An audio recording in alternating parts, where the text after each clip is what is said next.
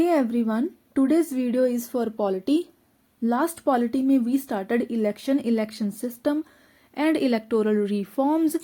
Chapter number 80 से लेकर 82 of Laxmikant. ये लेटेस्ट एडिशन है क्योंकि मैं लेटेस्ट ही यूज़ कर रही हूँ, बट अगर आप 6th एडिशन ऑनवर्ड भी यूज़ कर रहे हो then that's okay too, but मैं लेटेस्ट यूज़ कर रही हूँ. सो हमने ये चैप्टर्स स्टार्ट करे हैं, एक साथ कर रहे हैं इनको cover. And last we covered election की टाइप कवर करी, then electoral system, first past the post system and proportional representation which we had already covered during president chapter. Election की टाइप भी प्लीज एक बार आप देख लें. देन उसके बाद हमने कवर करा था कि कैसे हमारा इलेक्शन सिस्टम इवॉल्व हुआ है ब्रिटिशर्स से पहले, जब ब्रिटिशर्स इंडिया में थे. देन उसके बाद जब हमारा इंडिया आज़ाद हो गया, उसके बाद कैसे हमारे इलेक्शन सिस्टम का एवोल्यूशन हुआ है. देन उसके बाद first past the post system and proportional representation system में हमने डिफरेंस देखा था. After that we covered okay, ये हमारा ना मेजर कमेटीज ये रहता है. अभी के लिए ये बहुत इंपॉर्टेंट हो जाता है, ये आज आपको पता चल जाएगा बिकॉज 2024 मेंस में एक क्वेश्चन आया था कि हमें साइमल्टेनियस इलेक्शंस एंड जितनी भी मेजर कमेटीज हैं उनको यूज करके उनको इंटीग्रेट करके हमें आंसर करना था. तो वो मैं क्वेश्चन आपको दिखाऊंगी. सो ये सारी कमेटीज इंपॉर्टेंट हो जाती हैं, देन साइमल्टेनियस इलेक्शंस हमारे इंपॉर्टेंट हो जाते हैं. ये हमारा रहता था. उसके बाद हमने कवर करा था ओके ये सारी कमेटीज हैं. देन हाँ ओके, देन वी कवर्ड हमारे जो आर्टिकल्स हैं 324 से लेकर 329 तक with latest development and current affairs, supreme court judgements, ये हमने सारा कवर करा था. देखिए ये सारे जजमेंट्स इंपॉर्टेंट है. 324 से रिलेटेड जो है अनूप बर्नवाल. देन उसके बाद मैंने आपको बताया था कि कैसे आर्टिकल 325 इंपॉर्टेंट हो जाता है फॉर साइमल्टेनियस इलेक्शंस. ये आज भी हम देखेंगे क्योंकि मैंने साइमल्टेनियस इलेक्शंस को भी कवर करना है. तो ओके ये जनरल इलेक्टोरल रोल से रिलेटेड है आर्टिकल. तो प्लीज आज की वीडियो देखने से पहले अगर आपने पहले वाली वीडियो नहीं देखी है तो वो जाकर देख लें, क्योंकि अगर आपको पता ही नहीं है, इफ यू डोंट नो कि आर्टिकल क्या कहता है, अगर हम 325 को चेंज करने जा रहे हैं या उसमें कुछ अमेंडमेंट्स करने जा रहे हैं तो क्या जरूरत पड़ गई उसमें अमेंडमेंट्स करने की, एंड उस आर्टिकल में लिखा क्या हुआ था, उससे रिलेटेड चीज़ें आप देख लें एक बार. सो पहले वाली वीडियो देख लें. देन उसके बाद हमने सारे आर्टिकल्स ओके ये हमने लेटेस्ट एक सुप्रीम कोर्ट की रूलिंग देखी थी related to article 329. So okay आज हम देखेंगे फर्स्ट कि साइमल्टेनियस इलेक्शंस क्या हैं, one nation one election system. Then उसके बाद हम कुछ और करंट अफेयर्स भी देखेंगे. ओके जितने भी ये सारे करंट अफेयर्स हैं ये सारे के सारे दिसंबर मंथ के हैं, तो सारे के सारे इम्पॉर्टेंट भी हैं, कुछ भी छोड़ने वाला नहीं है. If you are preparing for UPSC IAS और even for state civil services, ये सारे करंट अफेयर्स दोनों के लिए इम्पॉर्टेंट हैं. एंड सबसे ज़्यादा इम्पॉर्टेंट तो देखिए वन नेशन वन इलेक्शन ही है. उसके बाद हम कवर करेंगे election machinery and if time allows, हम इलेक्शन प्रोसेस को भी कवर करेंगे. ओके सो सबसे पहले देखिए वन नेशन वन इलेक्शन को तो मैं आगे डिटेल में कवर करवाऊंगी. उसके अलावा कुछ और जो करंट अफेयर्स हैं ओके देखिए ये वाला क्वेश्चन है जो 2024 मेंस का है. Examine the need for electoral reforms as suggested by various committees. तो हमने अभी तक ये कमेटीज कवर करनी है, सारे के सारे पॉइंट उन कमेटीज के मैं कवर करवाऊंगी with particular reference to one nation one election principle. So आपने आंसर कैसे लिखना था, सारी कमेटीज का जो मेन क्रक्स है वो यूज करना था. एंड देन उसके बाद आपने one nation one election principle को भी बीच में आंसर में इंटीग्रेट करना था, और ऐसे आपने अपना आंसर 360 डिग्री पूरा कवर करना था. Okay I don't know how many of you are reading either The Hindu or Indian Express, but I prefer Indian Express because उनमें ना आर्टिकल्स को बहुत अच्छे से एक्सप्लेन करा गया होता है, स्पेशली अगर आप यूपीएससी के लिए प्रिपेयर कर रहे हो. सो मुझे नहीं पता ये कॉपीराइट आएगा या नहीं, बट अगर आपने किसी ने सब्सक्रिप्शन लिया हुआ है तो इंडियन एक्सप्रेस में ना एक यूपीएससी का सेक्शन आता है, बट वो सब्सक्रिप्शन के बाद ही आता है, तो उसमें वो करंट अफेयर्स भी देते हैं यूपीएससी के लिए, specifically for UPSC, plus based on previous year questions वो न्यू क्वेश्चंस भी सुजेस्ट करते हैं फॉर नेक्स्ट ईयर मेंस। तो ये जो क्वेश्चन है ये इंडियन एक्सप्रेस से ही लिया गया है, मैं कोई प्रमोट नहीं कर रही हूँ यहाँ पर, बट मुझे लगता है कि मुझे क्रेडिट देना चाहिए था, क्योंकि ये मैंने क्वेश्चन को नहीं बनाया है। Examine the concept of one nation one election in the Indian context, what are the advantages and disadvantages of holding simultaneous Lok Sabha and state legislative assembly elections. So इस आर्टिकल को जो मैं आज आपको एक्सप्लेन करूंगी, उस आर्टिकल को समझने के बाद आप खुद ये क्वेश्चन अटेम्प्ट कर सकते हो, या फिर आप 2024 मेंस यूपीएससी का जो क्वेश्चन है ये वाला, इसको भी आप अटेम्प्ट करके देख सकते हो। ओके, सो फर्स्ट देखें हम तो motion to impeach, first current affair क्या कहता है ये तो ओके हम देखेंगे। देन नेक्स्ट है motion to impeach Allahabad high court जज। तो ये जजेस की रिमूवल से रिलेटेड है, थोड़ा थोड़ा मैं ना इन आर्टिकल्स का भी बता रही हूँ। जजेस वाले चैप्टर में मैंने इम्पीचमेंट प्रोसेस सारा एक्सप्लेन करा, सारा का सारा इम्पीचमेंट प्रोसेस एक्सप्लेन करा था जजेस का। ओके, तो जितनी भी ऑपोजिशन पार्टीज थी ना, ऑपोजिशन पार्टी ने एक इम्पीचमेंट मोशन पास करी है, एक मोशन पास करी है बेसिकली रिमूवल मोशन, के जो इलाहाबाद के एक हाई कोर्ट जज हैं शेखर कुमार यादव, उनको रिमूव कर देना चाहिए, उनका इम्पीचमेंट कर देना चाहिए। क्यों? फॉर कंट्रोवर्शियल रिमार्क, उन्होंने कोई कंट्रोवर्शियल रिमार्क्स दिए हैं, कमेंट्स करे हैं, तो उसकी वजह से ऑपोजिशन पार्टीज का कहना है कि इनको रिमूव कर देना चाहिए। तो क्या एक हाई कोर्ट के जज को, इवन सुप्रीम कोर्ट के जज को कोई रिमार्क्स पास करने चाहिए या फिर नहीं, कोई कमेंट्स करने चाहिए या नहीं? ओके, अगर आप इम्पीचमेंट का देखें तो इम्पीचमेंट का मतलब क्या होता है कि अगर किसी प्रोसेस को किसी पर्सन को रिमूव कर दिया जाए, उनसे सारी की सारी जो उनको पावर्स दी गई हैं उन पावर्स को छीन लिया जाए, उन पावर्स को ले लिया जाए, जितनी भी उनको रिस्पॉन्सिबिलिटी दी गई है, जो उनको ऑफिस दिया गया है, वो सारी की सारी जो पावर्स हैं वो खत्म कर दी जाएं। बेसिकली जो इंटायर प्रोसेस होता है रिमूवल का किसी ऑफिशियल को, उसको हम इम्पीचमेंट बोल देते हैं। एंड इम्पीचमेंट देखिए दो ही लोगों के लिए होता है, हमारे प्रेसिडेंट के लिए प्लस जजेस के लिए। बट डिफरेंस कहाँ पर आ जाता है कि प्रेसिडेंट के लिए तो हम इम्पीचमेंट वर्ड ही यूज करते हैं, एग्जैक्ट इम्पीचमेंट वर्ड, बट हमारे कॉन्स्टिट्यूशन में जजेस के लिए इम्पीचमेंट वर्ड यूज नहीं करा गया है।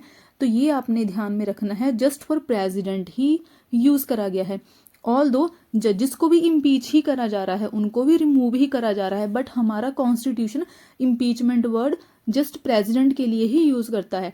देन उसके बाद इससे रिलेटेड अब सबसे इंपॉर्टेंट आता है, ये तो हो गया एक जो मेन आर्टिकल था ना, हिंदू में आया हुआ था कि कैसे एक जज को रिमूव करने के लिए एक प्रोसेस स्टार्ट करा गया है ना। बट हमारे लिए अब क्या इंपॉर्टेंट हो जाता है, एक तो हमने देखना है इम्पीचमेंट और रिमूवल में डिफरेंस क्या है। देन रिलेटेड आर्टिकल्स, तो आर्टिकल्स तो मैं आपको अभी बता रही हूँ, आर्टिकल 124 क्लॉज 4, देन आर्टिकल 218, ये आपने दोनों के दोनों आर्टिकल्स देखने हैं। सुप्रीम कोर्ट हाई कोर्ट की जजेस से रिलेटेड है। वैसे मैंने सारा process already step by step explain करा हुआ है, तो आप जो जजेस की रिमूवल वाला चैप्टर है सुप्रीम कोर्ट हाई कोर्ट का, उसमें आप जाकर देख सकते हो एक बार। क्राइटेरिया क्या है, अगर जजेस को रिमूव करना है तो सिर्फ दो ही क्राइटेरिया हैं, एक तो है प्रूवन मिसबिहेवियर, एक तो है मिसबिहेवियर, देन उसके बाद है incapacity. But the catch here is our constitution does not define the terms proved misbehavior और incapacity। हमारे कॉन्स्टिट्यूशन में देखिए ये तो बता दिया गया है कि अगर किसी जज को रिमूव करना है तो दो क्राइटेरिया है, एक प्रूव्ड मिसबिहेवियर देन है इनकैपेसिटी। बट इनको डिफाइन नहीं करा गया है कि इनका मतलब क्या है। अब इसी की वजह से ही देखिए बहुत बार प्रॉब्लम्स भी आती हैं, क्योंकि हर कोई इनकी इंटरप्रिटेशंस अलग वे से निकालता है कि प्रूव्ड मिसबिहेवियर क्या है या फिर इनकैपेसिटी क्या है। अब देखिए जब हमने जजेस को रिमूव करना होता है, जब जजेस को रिमूव करना होता है तो उसके लिए एक जजेस इंक्वायरी एक्ट है 1968 का। इस एक्ट में ही एक प्रोसीजर है प्रॉपर कि किसी सुप्रीम कोर्ट के या फिर हाई कोर्ट के जज को कैसे रिमूव करा जाएगा।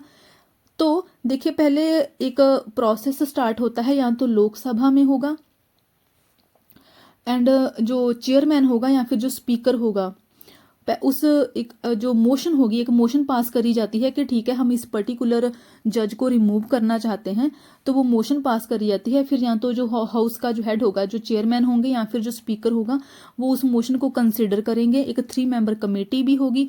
तो देखिए ये सारी चीज़ें ना मैं अभी बस एक हल्का हल्का बता रही हूँ इन सब चीज़ों का।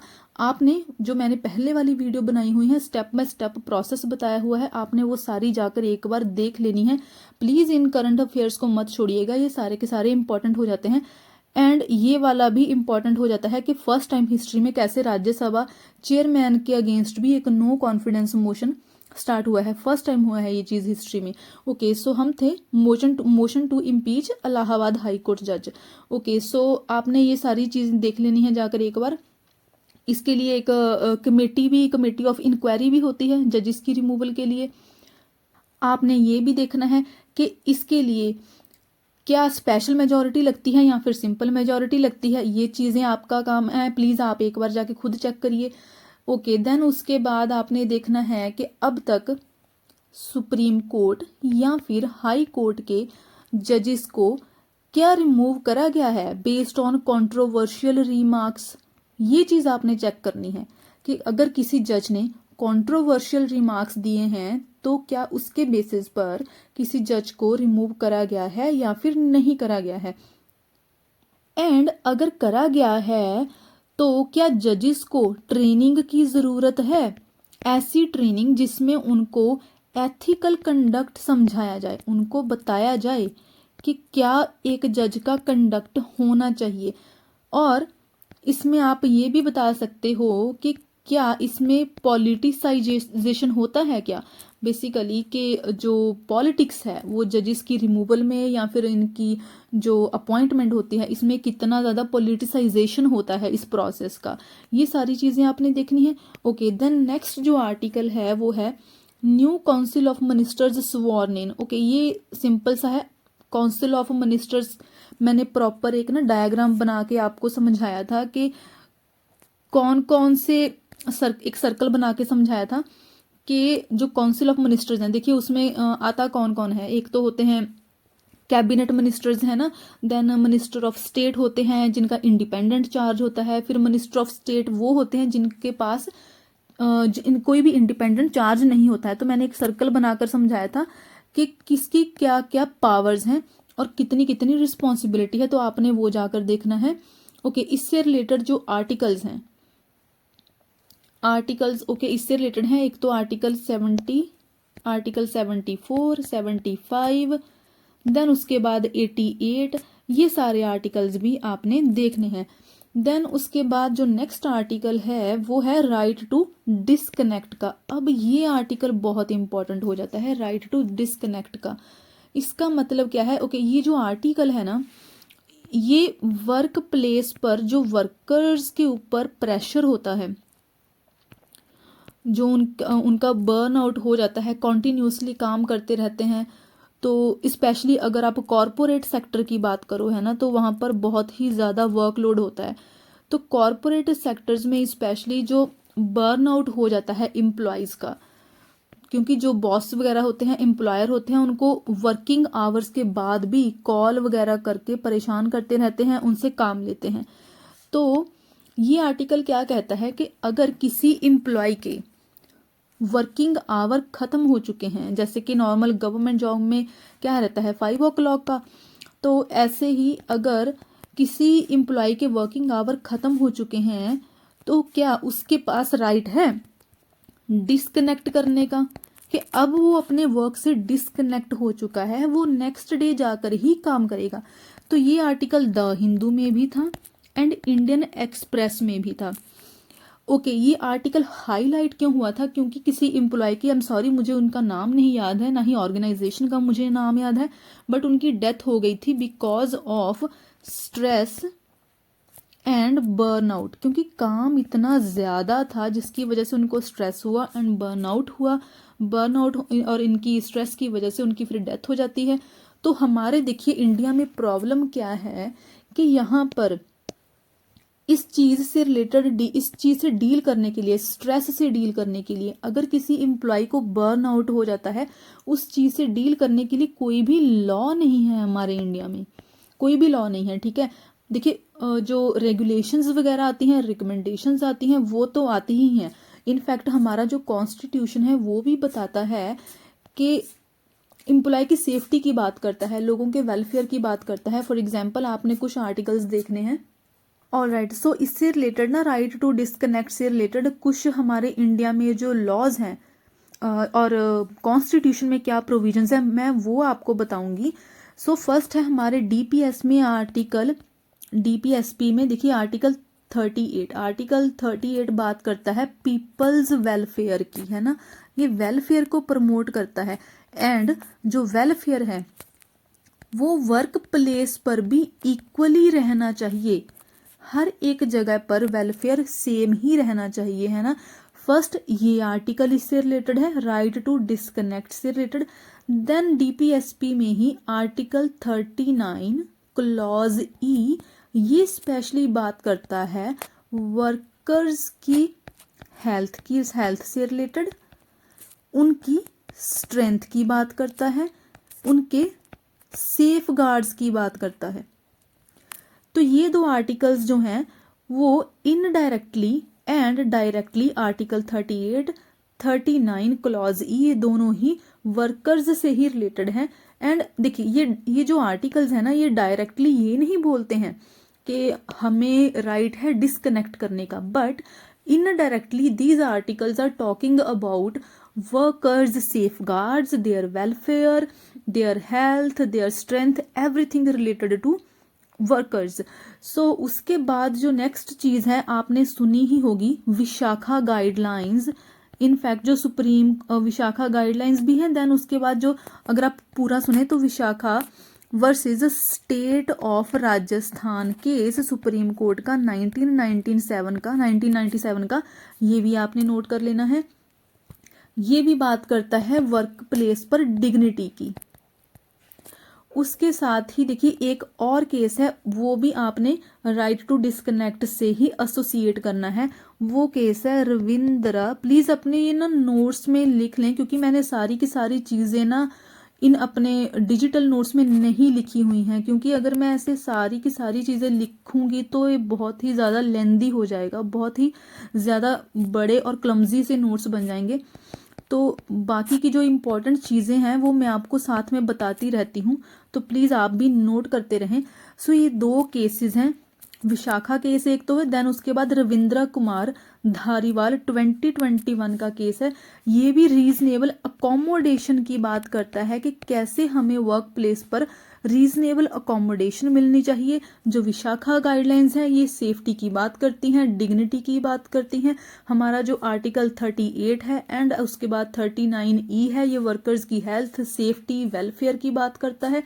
देन उसके बाद एक डाटा है द हिंदू का, ये आप अपने आंसर में मेंशन कर सकते हो। द हिंदू का ये रिसर्च क्या कहता है, दैट इंडियन प्रोफेशनल्स, हमारे Indians and among Indians specially women, they spend 55 hours per week working continuously. तो इतने आवर्स हमारे इंडियंस स्पेशली वुमेन जो हैं वो 55 आवर्स पर वीक कॉन्टिन्यूअसली काम करते हैं। ये द हिंदू का एक पेपर, आर्टिकल का नाम मुझे भूल चुका है, बट ये डाटा मैंने नोट करा हुआ था। सो ये आप यूज़ कर सकते हो अपने आंसर में। देन उसके बाद आप हेल्थ कंसर्न्स को मेंशन कर सकते हो। कि देखिए बर्नआउट स्ट्रेस तो है ही, उसके अलावा देखिए मेंटल इश्यूज हैं, उसके बाद ही उसके साथ ही फिजिकल इश्यूज भी आते हैं कॉन्टिन्यूअस सिटिंग की वजह से, है ना। तो ये आप चीज़ें मेंशन कर सकते हो अपने आंसर में। देन उसके साथ ही आप मेंशन कर सकते हो कि कैसे इससे क्वालिटी जो है लाइफ की वो इम्पैक्ट होती है। It will reduce the quality of life during hustle and Bansal of working hours and even after working hours. Excessive working hours की वजह से, क्योंकि कॉन्टिन्यूसली वर्क करे जा रहा है कोई, तो उसकी जो एक पर्सनल सेटिस्फेक्शन होगी वो कम हो जाएगी, हैप्पीनेस कम हो जाएगी। स्टैंडर्ड ऑफ लिविंग को देखिए, ये जो कॉरपोरेट सेक्टर होता है वो क्या बोलता है कि हमें स्टैंडर्ड ऑफ जो हमारा पे स्केल है कॉरपोरेट सेक्टर में वो काफ़ी बड़ा है, जिससे स्टैंडर्ड ऑफ लिविंग इम्प्रूव होता है। But at the same time इससे क्या हो रहा है कि जो हमारी क्वालिटी ऑफ लाइफ है वो भी रिड्यूस हो रही है। तो ये चीज़ें आपने देखनी है। राइट टू डिस्कनेक्ट हो गया। देन उसके बाद देखिए एक और आर्टिकल है, no confidence motion against Rajya Sabha chairman for the first time in Indian parliamentary history. Okay, so ये आपने देखना है। इसमें देखिए, अच्छा, जो राज्यसभा के चेयरमैन होते हैं वो कौन है? हमारे वाइस प्रेसिडेंट ऑफ इंडिया। तो हमारे वाइस प्रेसिडेंट ऑफ इंडिया के अगेंस्ट ही एक नो कॉन्फिडेंस मोशन एक सबमिट करा गया है, सॉरी, अगेंस्ट राज्यसभा चेयरमैन, क्योंकि जो चेयरमैन है वही क्या है? वाइस प्रेसिडेंट है। एंड ये चीज देखिए हमारी इंडियन पार्लियामेंट्री हिस्ट्री में for the very first time हुई है। अब आपने देखना क्या है, एक तो आपने वाइस प्रेसिडेंट का सारा देखना है, इनका रिमूवल कैसे होता है। अब देखिए ये जो नो कॉन्फिडेंस मोशन पास करी गई है, इसका मेन पर्पस क्या होगा? ऑब्वियसली इनको हटा देना। तो आपने रिमूवल प्रोसेस देखना है, ये इंपॉर्टेंट अब हो जाता है। इस पे भी मैंने सारी वीडियो पूरी की पूरी बना रखी है, सारा एक्सप्लेन कर रखा है, ठीक है। तो आपने उस वीडियो को जाके देखना है। अब जो उसके बाद जो हमारे, अच्छा, जो वाइस प्रेसिडेंट हैं वही एक्स ऑफिशियो चेयरमैन होते हैं राज्यसभा के। इनकी जो पावर्स रहती हैं लोकसभा के स्पीकर के ही इक्विवेलेंट होती हैं, ऑल्दो इक्वल नहीं होती हैं बट इक्विवेलेंट होती हैं। देन उसके बाद जो इनका जो सिलेक्शन प्रोसेस होता है वो क्या है? Proportional representation system through single transferable vote, जो कि मैंने एक टेबल बनाकर समझाया था जब हमने प्रेसिडेंट का चैप्टर करा था। तो वो अब सेम है इनके लिए भी, वो इम्पॉर्टेंट हो जाता है। एवरी 5 ईयर इनको इलेक्ट करा जाता है ना। इनका री इलेक्शन भी हो सकता है। तो ये चीज़ें आपने सारी देखनी है। इनका एलिजिबिलिटी क्राइटेरिया क्या है वाइस प्रेसिडेंट का, वो देख लेना है आपने। तो उसके साथ ही आपने देखना है कि नो कॉन्फिडेंस मोशन क्या है। ये सारी चीज़ें भी मैं ऑलरेडी एक्सप्लेन कर चुकी हूँ। आपने स्पेशल मेजॉरिटी देखनी है। स्पेशल, अच्छा, जितनी भी मेजॉरिटीज हैं वो सारी की सारी मैंने विद एग्जाम्पल बताई हुई हैं कि अगर इतना नंबर है तो इसमें से स्पेशल मेजॉरिटी कितनी बनेगी और सिंपल मेजॉरिटी कितनी बनेगी। इसके साथ ही आपने स्पेशल मेजॉरिटी के साथ आपने इफेक्टिव मेजॉरिटी को भी देखना है। अब इफेक्टिव मेजॉरिटी भी इंपॉर्टेंट हो जाती है। दोनों में स्लाइटली डिफरेंट है, दोनों हल्का सा ही डिफरेंस है दोनों में। तो आपने ये देखना है एब्सोल्यूट मेजॉरिटी, इन चीज़ों में थोड़ा थोड़ा सा डिफरेंट है, तो डिफरेंस है, आपने ये नोट करके रखना है कि क्या डिफरेंस है। तो ये चीज़ें आपने देखनी है। बाय द वे मैंने ये सारी चीज़ें ऑलरेडी एक्सप्लेन करी हुई हैं।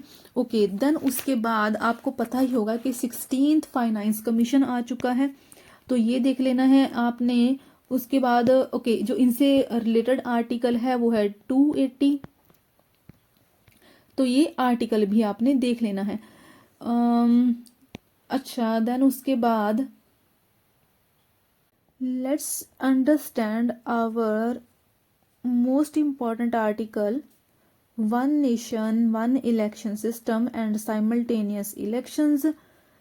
इस पे आप ये क्वेश्चन देख सकते हो 2024 का, इंक्लूडिंग अदर कमिटीज। देन ये आप क्वेश्चन भी अटेम्प्ट कर सकते हो। ओके, सो फर्स्ट जो हम देखेंगे कि वन नेशन वन इलेक्शन है क्या, जो लेटेस्ट डेवलपमेंट आई है इसमें वो समझेंगे। तो देखिए, सबसे पहले तो वन नेशन वन इलेक्शन का मतलब क्या है। Okay guys, and first thing first, I don't know how many of you are liking the way I am teaching.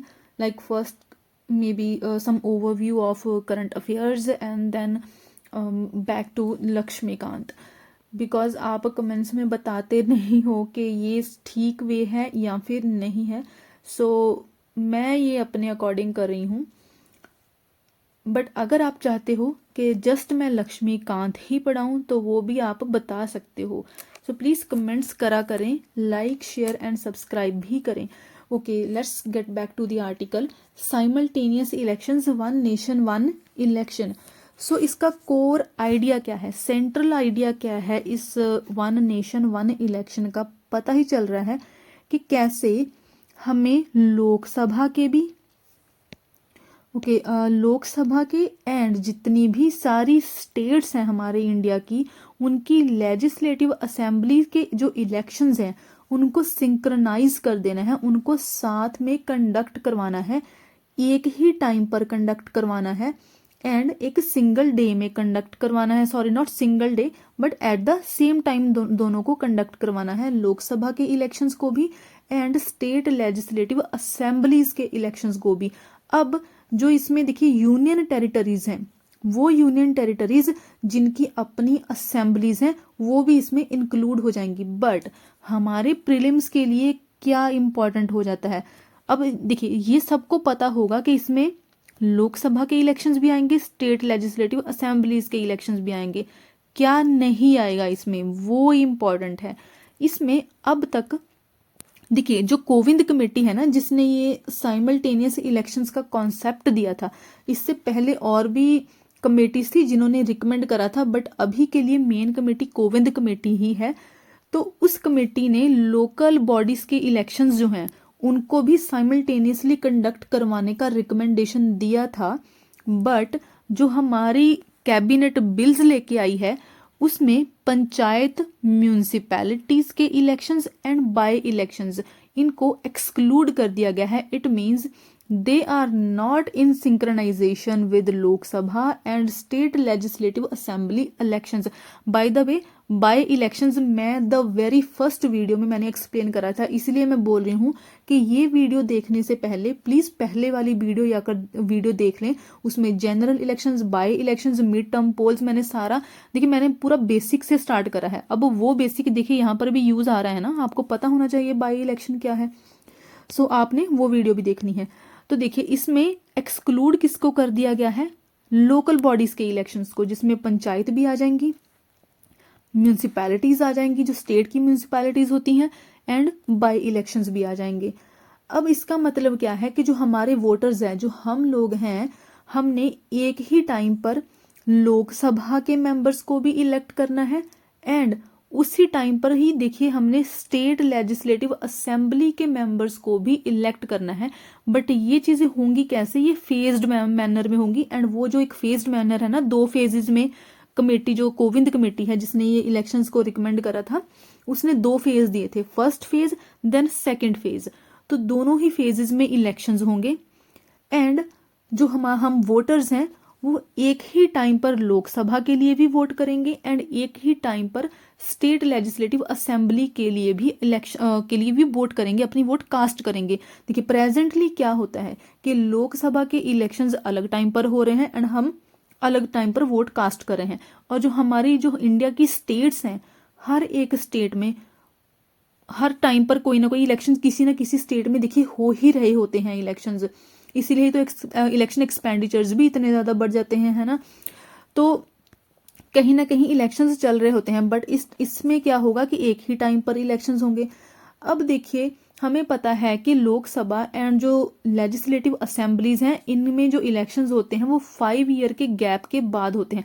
Okay, इससे पहले ना हम ना बैकग्राउंड देखते हैं कि ये जो कॉन्सेप्ट है क्या हमारे इंडिया में पहले भी था। यस, तो हमारे इंडिया में साइमल्टेनियस इलेक्शंस का प्रोविजन पहले भी था। 1951 से लेकर 1967 तक साइमल्टेनियस इलेक्शंस कंडक्ट करवाए जाते थे, लोकसभा के लिए भी एंड स्टेट लेजिस्लेटिव असेंबलीज के लिए भी। ईयर्स भी आपने एग्जैक्ट याद रखने हैं, एक तो 1951 में हुए, देन उसके बाद 1957, 1962 एंड 1967। ये आपने ईयर्स याद रखने हैं, क्योंकि देखिए अब इम्पॉर्टेंट हो जाता है, आपने थोड़ा सा भी डाटा छोड़ना क्यों है। बट ये साइकिल भी ब्रेक होता है कि देखिए अगर इन ईयर्स में साइमल्टेनियस इलेक्शंस हो रहे हैं, बट ये साइकिल भी ब्रेक होता है। कैसे ब्रेक होता है? फर्स्ट टाइम ब्रेक होता है जब हमारी जो गवर्नमेंट है इंडिया की, वो आर्टिकल 356 को इन्वोक करती है। दैट इज प्रेसिडेंट रूल लगा दिया जाता है। कहाँ पर? केरला में। एंड अगर केरला में प्रेसिडेंट रूल लगा दिया गया है, इट मीन्स जो वहाँ की स्टेट गवर्नमेंट है वो डिसमिस हो चुकी है, वो गवर्नमेंट खत्म हो चुकी है। तो अब ये जो केरला स्टेट होगी, नई गवर्नमेंट लेके आने के लिए यहाँ पर इलेक्शंस कंडक्ट करवाए गए होंगे, है ना। तो इट मीन्स ये जो साइमल्टेनियस इलेक्शन का साइकिल था 1959 में एक बार ब्रेक हुआ। देखिए 1957 में इलेक्शन हुए, 1952 में भी साइमल्टेनियस इलेक्शंस हुए, बट 1962 से पहले 1959 में ही ये साइकिल ब्रेक हो गया, क्योंकि केरला में लगा दिया गया प्रेसिडेंट रूल। ओके, देन उसके बाद फिर देखिए 1968 से लेकर 1969 के बीच भी बहुत सारी अलग अलग स्टेट्स में ये जो साइमल्टेनियस इलेक्शन का उस टाइम पर चल रहा था, just because of president rule, जो वहाँ की असेंबलीज थी उनको डिसॉल्व कर दिया गया, उनको गवर्नमेंट को डिसमिस कर दिया गया, जिसकी वजह से ये जो साइकिल था वो डिसरप्ट हुआ। इट मीन्स अगर साइमल्टेनियस इलेक्शंस पहले चल रहे थे हमारे इंडिया में, जो कि ऑब्वियसली चल रहे थे, तो इनका ये साइकिल ब्रेक कैसे हुआ था? जब सेंटर गवर्नमेंट ने स्टेट के ऊपर, किसी भी स्टेट के ऊपर टोटल कंट्रोल करने का ट्राई करा। एंड वो ट्राई कैसे करा? थ्रू प्रेसिडेंट रूल, है ना। तो एक तो ये चीज आपने याद रखनी है। उसके बाद अच्छा, एक इंपॉर्टेंट फैक्ट और भी है जो अभी भी चल रहा है। देखिए आज के टाइम पर भी जो लोकसभा के इलेक्शंस होते हैं ना, जो लोकसभा के इलेक्शंस होते हैं वो हमारे इंडिया की 4 स्टेट के साथ ही कोइंसाइड करते हैं। आप बोल सकते हो कि एक तरह से not exactly simultaneous elections, but somehow simultaneous elections. कैसे? क्योंकि जब लोकसभा के इलेक्शंस हो रहे होते हैं तो इन चारों स्टेट्स में भी इनके अपने इलेक्शंस हो रहे होते हैं लेजिस्लेटिव असेंबलीज के लिए। एक है आंध्र प्रदेश, ये आपने नाम याद रखने हैं, इंपॉर्टेंट हो जाते हैं अभी, क्योंकि देखिए ये चीजें हो रही हैं ना अभी। तो आंध्र प्रदेश है एक, देन उसके बाद है ओडिशा, देन नेक्स्ट है Arunachal Pradesh, and then is Sikkim. तो इन चारों स्टेट्स के नाम आपको याद रखने हैं। ओके, देन उसके बाद हमारे इंडिया में फिर डिफरेंट टाइम पर इलेक्शंस होने स्टार्ट हो गए, ठीक है। बट इवन आफ्टर दैट कुछ कमेटीज आई, कमीशंस आई, जिन्होंने रिकमेंड करा कि अभी भी साइमल्टेनियस इलेक्शंस ही रहने चाहिए। एंड सबसे पहले थी the election commission of India 1983 की रिपोर्ट। ओके, ये मैंने यहाँ पर नहीं लिखा हुआ है, बट आपने ये भी नोट करना है। तो इन्होंने क्या बोला कि एक सिस्टम इवॉल्व करा जाना चाहिए, एक सिस्टम लेके आना चाहिए जिससे लोकसभा की एंड लेजिस्लेटिव असेंबलीज के इलेक्शंस साइमल्टेनियसली हो सके। बेसिकली इन्होंने बोला कि हमें पास्ट के जैसे ही चलना चाहिए, जैसे 1951 से लेकर 1967 में होता था। फिर उसके बाद हमारे लॉ कमीशन की भी रिपोर्ट आती है, 170th रिपोर्ट आती है 1991 में। They also recommended going back to the past, that is जो हमारे इलेक्शंस लोकसभा के एंड लेजिस्लेटिव असेंबलीज के पहले होते थे, कि वैसे ही हमें हमारे इलेक्शंस अभी भी होने चाहिए। फिर उसके बाद एक पार्लियामेंट्री स्टैंडिंग कमेटी भी आती है 2015 में, इन्होंने भी यही रिकमेंड करा। फिर उसके बाद बीच में देखिए एक नीति आयोग की भी रिपोर्ट आई थी, नीति आयोग की 2017 में रिपोर्ट आई थी। इस रिपोर्ट में भी इन्होंने साइमल्टेनियस इलेक्शंस को ही फेवर करा था। एंड जो मोस्ट रिसेंट है वो तो हमें पता ही है, कोविंद कमेटी की रिपोर्ट 2023 में इन्होंने अपनी जो रिपोर्ट है वो सबमिट करी थी मार्च 2024 दिस ईयर। तो ये तो लेटेस्ट वाला हो जाता है। इससे पहले एक तो इलेक्शन कमीशन ऑफ इंडिया की 1983, देन उसके बाद 170th रिपोर्ट आती है लॉ कमीशन ऑफ इंडिया की, देन पार्लियामेंट्री स्टैंडिंग कमेटी की रिपोर्ट आती है 2015 में, after that NITI Aayog, and most recent is Kovind committee report. सबने यही रिकमेंड करा कि हमें साइमल्टेनियस इलेक्शंस ही कंडक्ट करवाने चाहिए। बट ये जो देखिए डिफरेंस कहाँ पर आता है कि ये जो कोविंद कमेटी है ना, इन्होंने एक डिफरेंट प्रोसेस इवॉल्व करा। बट जो इलेक्शन कमीशन और ये जो लॉ कमीशन की पहले वाली रिपोर्ट थी वो क्या कहती थी कि हमें जस्ट पास्ट के ही प्रोसेस में चले जाना चाहिए जो पहले चलता था 1951 से लेकर 1967 तक। बट कोविंद कमेटी ने एक डिफरेंट प्रोसेस दिया, डिफरेंट उन्होंने एक वे बताया कि कैसे इलेक्शंस को कंडक्ट करवाया जा सकता है कि अगर साइमल्टेनियस इलेक्शंस कंडक्ट करवाने हैं। इन्होंने इवन लोकल बॉडीज के इलेक्शंस को भी इंक्लूड करा कि आफ्टर 100 डेज, देखिए जब पहले Lok Sabha and state legislative assemblies के इलेक्शंस हो गए फर्स्ट फेज में, देन उसके बाद 100 डेज के अंदर अंदर ही लोकल बॉडीज के इलेक्शंस भी कंडक्ट करवाए जाएंगे।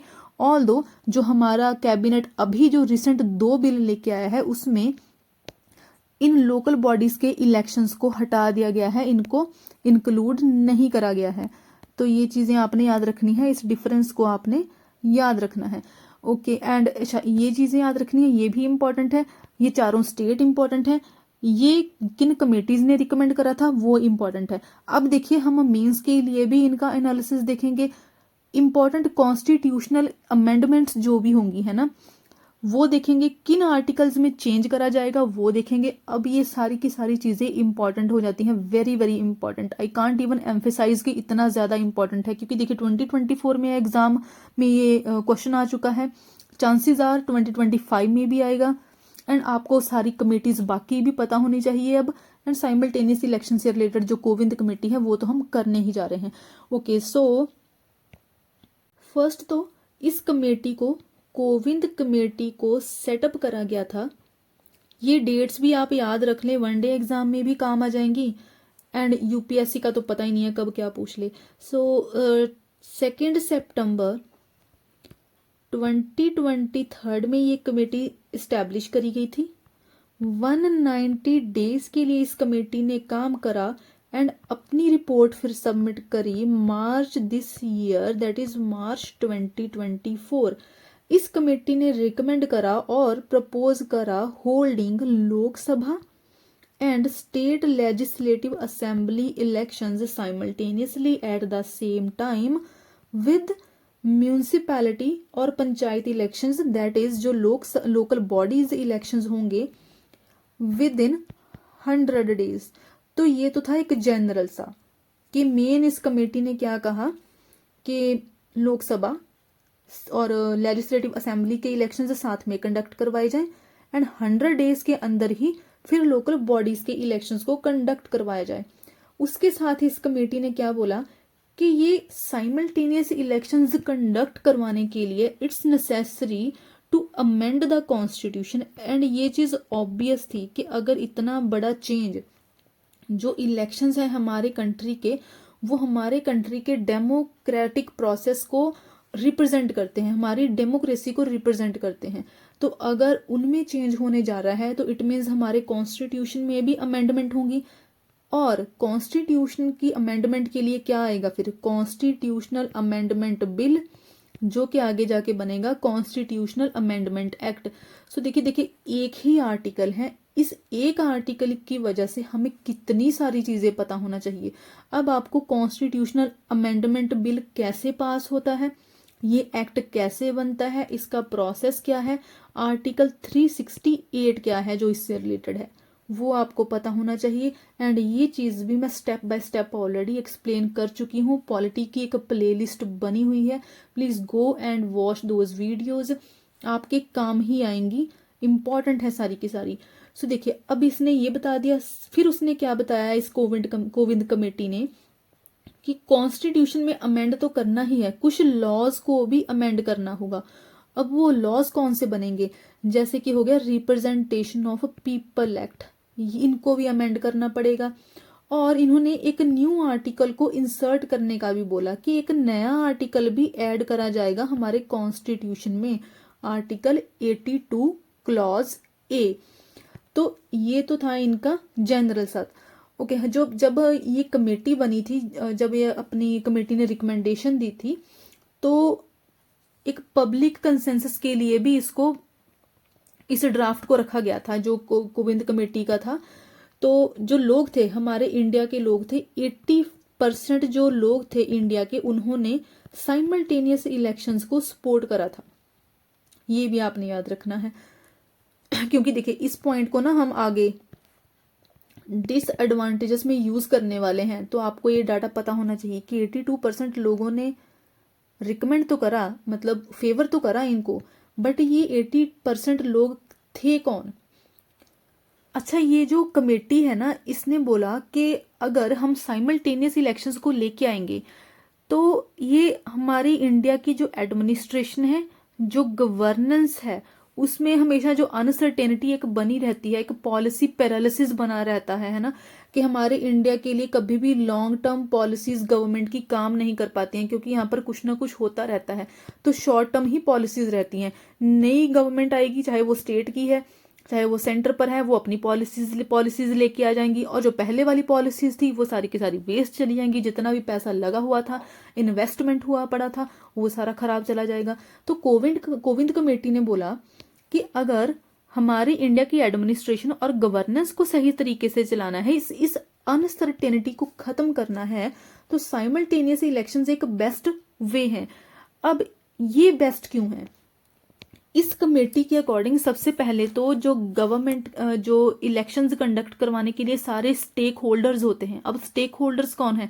जब इलेक्शंस कंडक्ट होते हैं तो उसमें देखिए कितने सारे लोग, कितने ऑफिसर भी इन्वॉल्व होते हैं।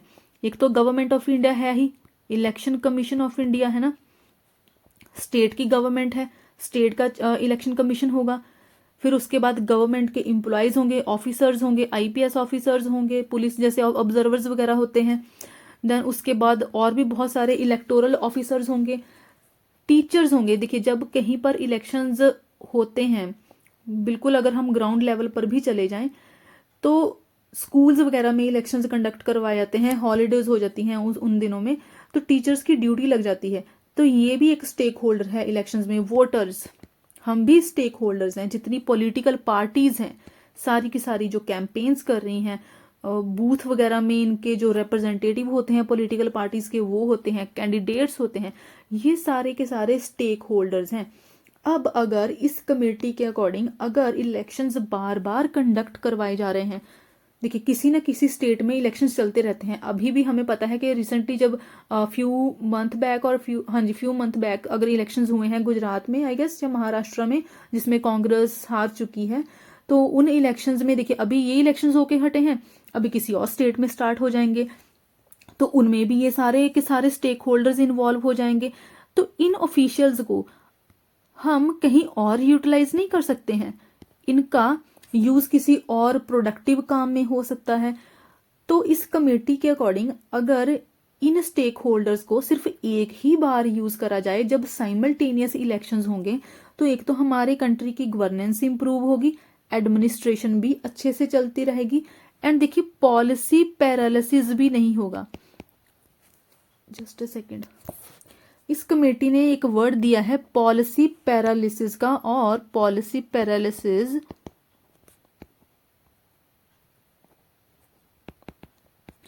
इस कमेटी ने बोला है कि देखिए जब कहीं भी इलेक्शंस होते हैं तो हमें पता है कि मॉडल कोड ऑफ कंडक्ट जो होगा वो लागू हो जाएगा।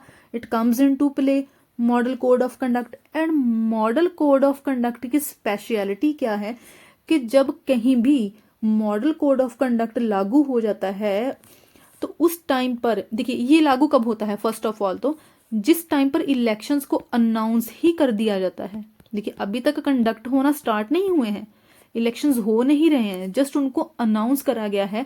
Right after that model code of conduct comes into play, that is model code of conduct अब इम्प्लीमेंट हो गया। एंड इसकी एक खासियत है, देखिए जब भी model code of conduct implement होता है या लागू हो जाता है, तो जितनी भी गवर्नमेंट की नॉर्मल एक्टिविटीज हैं वो सारी की सारी सस्पेंड हो जाती हैं।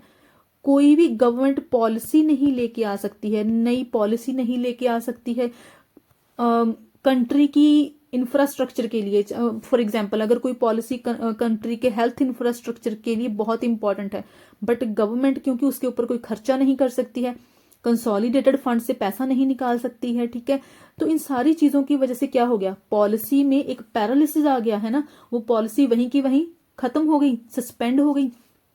तो क्या आ गया, पॉलिसी पैरालिसिस आ गया। जितने भी गवर्नमेंट के प्रोग्राम्स थे, कोई गवर्नमेंट न्यू इनिशिएटिव नहीं लेके आ सकती। ये मॉडल कोड ऑफ कंडक्ट की आप या तो प्रॉब्लम बोल सकते हो या फिर इसकी स्पेशलिटी बोल सकते हो। अब देखिए, अब अगर किसी स्टेट में कहीं ना कहीं, हर एक स्टेट में इलेक्शंस हो रहे हैं असेंबलीज के लिए या फिर लोकल बॉडीज के लिए हो रहे हैं, तो हर बार चाहे लोकसभा के लिए इलेक्शंस हो रहे हैं, हर बार क्या होगा, model code of conduct implement हो जाएगा। और जिसी टाइम पर ये इंप्लीमेंट हुआ, लागू हुआ, उसी टाइम पर ही सारे के सारे पॉलिसी डिसीजंस उसी टाइम पर ही खत्म हो जाएंगे। No new policy decisions are made, कोई नया पॉलिसी डिसीजन नहीं लिया जाएगा, सारे के सारे काम में अब डिले हो जाएगा। किसी भी जो भी ऑन गोइंग प्रोजेक्ट होंगे, सपोज कोई गवर्नमेंट का हेल्थ सेक्टर में इंपॉर्टेंट प्रोजेक्ट चल रहा था, है ना, वो उस प्रोजेक्ट का इम्प्लीमेंटेशन होगा, वो वहीं के वहीं रुक जाएगा। तो ये क्या हो गया, प्रोजेक्ट का तो इसका तो कोई बेनिफिट ही नहीं हुआ ना। अब क्या होगा, अब देखा जाएगा जो गवर्नमेंट होगी वो क्या करेगी, जितनी भी पॉलिटिकल पार्टीज हैं, sorry not government, political parties क्या देखेंगी अब कि हम कौन सी पार्टी जीत रही है। फिर सपोज जैसे अभी देखिए बीजेपी इन पावर, बीजेपी अभी पावर है ना, कोई देखिए इंफ्रास्ट्रक्चर हेल्थ के लिए चल रहा था, और अब पावर में कौन, अब इलेक्शंस के लिए model code of conduct implement हो गया है। अब देखिए कांग्रेस पार्टी आ गई पावर में, बीजेपी हार गई। तो कांग्रेस पार्टी को अब क्या लगता है कि ये जो पहले वाला हेल्थ प्रोजेक्ट चल रहा था ये बेनिफिशियल नहीं है, इसको या तो थोड़ा सा ट्वीक करा जाए, कुछ मतलब इसमें कुछ चेंजेस करे जाए, या फिर इसको कंप्लीटली खत्म करके कोई नया प्रोजेक्ट लेके आ जाए। अब कांग्रेस पार्टी को ये चीज लग रही है, तो क्या हुआ, ये पॉलिसी पैरालिसिस ही तो हो गया। पहले तो मॉडल कोड ऑफ कंडक्ट की वजह से सारे के सारे डिसीजंस वहीं पर ठप हो गए, काम वहीं पर रुक गया, कोई नया डिसीजन नहीं लिया जा सकता। अब अगर कोई नई पार्टी बन के भी आई है गवर्नमेंट में, उसको अब पहले वाली पार्टी का कोई काम पसंद नहीं आ रहा है, तो वो अपनी पॉलिसीज को लेके आएगी। तो क्या इंडिया में कोई लॉन्ग टर्म काम हो पाएगा, नहीं। तो ये सबसे बड़ी प्रॉब्लम है अगर साइमल्टेनियस इलेक्शंस नहीं हो रहे हैं according to this committee. But ऐसा नहीं है कि साइमल्टेनियस इलेक्शंस की सारी एडवांटेजेस ही हैं, इसकी बहुत सारी डिसएडवांटेजेस भी हैं जो आगे हम समझेंगे।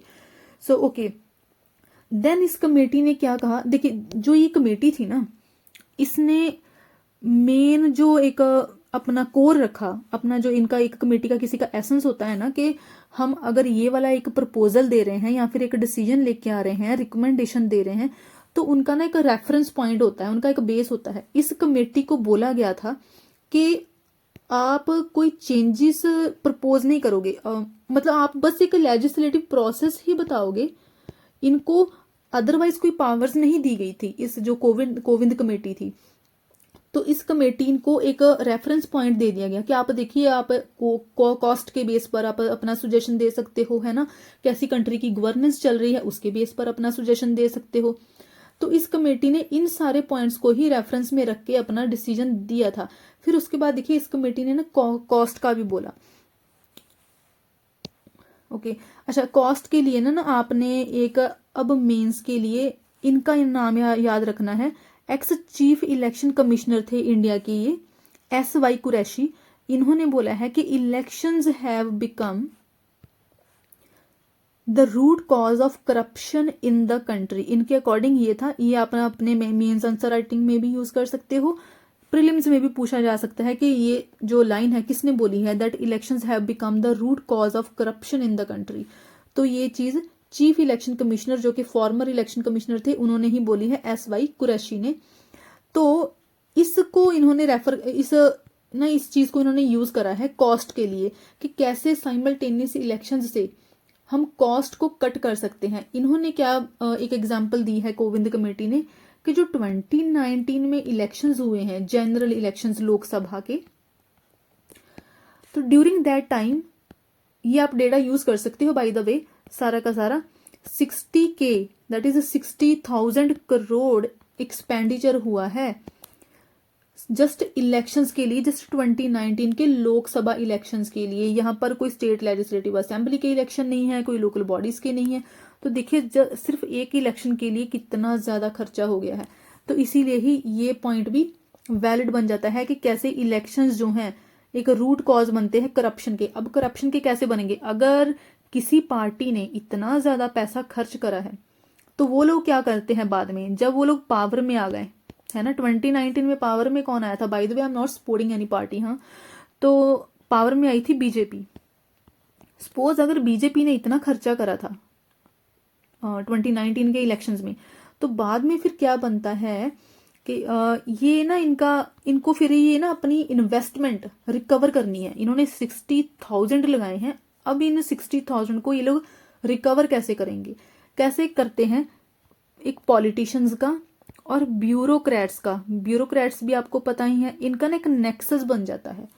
तो ये लोग क्या करते हैं, अब इस कॉस्ट को रिकवर करने में लग जाते हैं। एंड रिकवर करते करते क्या होता है फिर?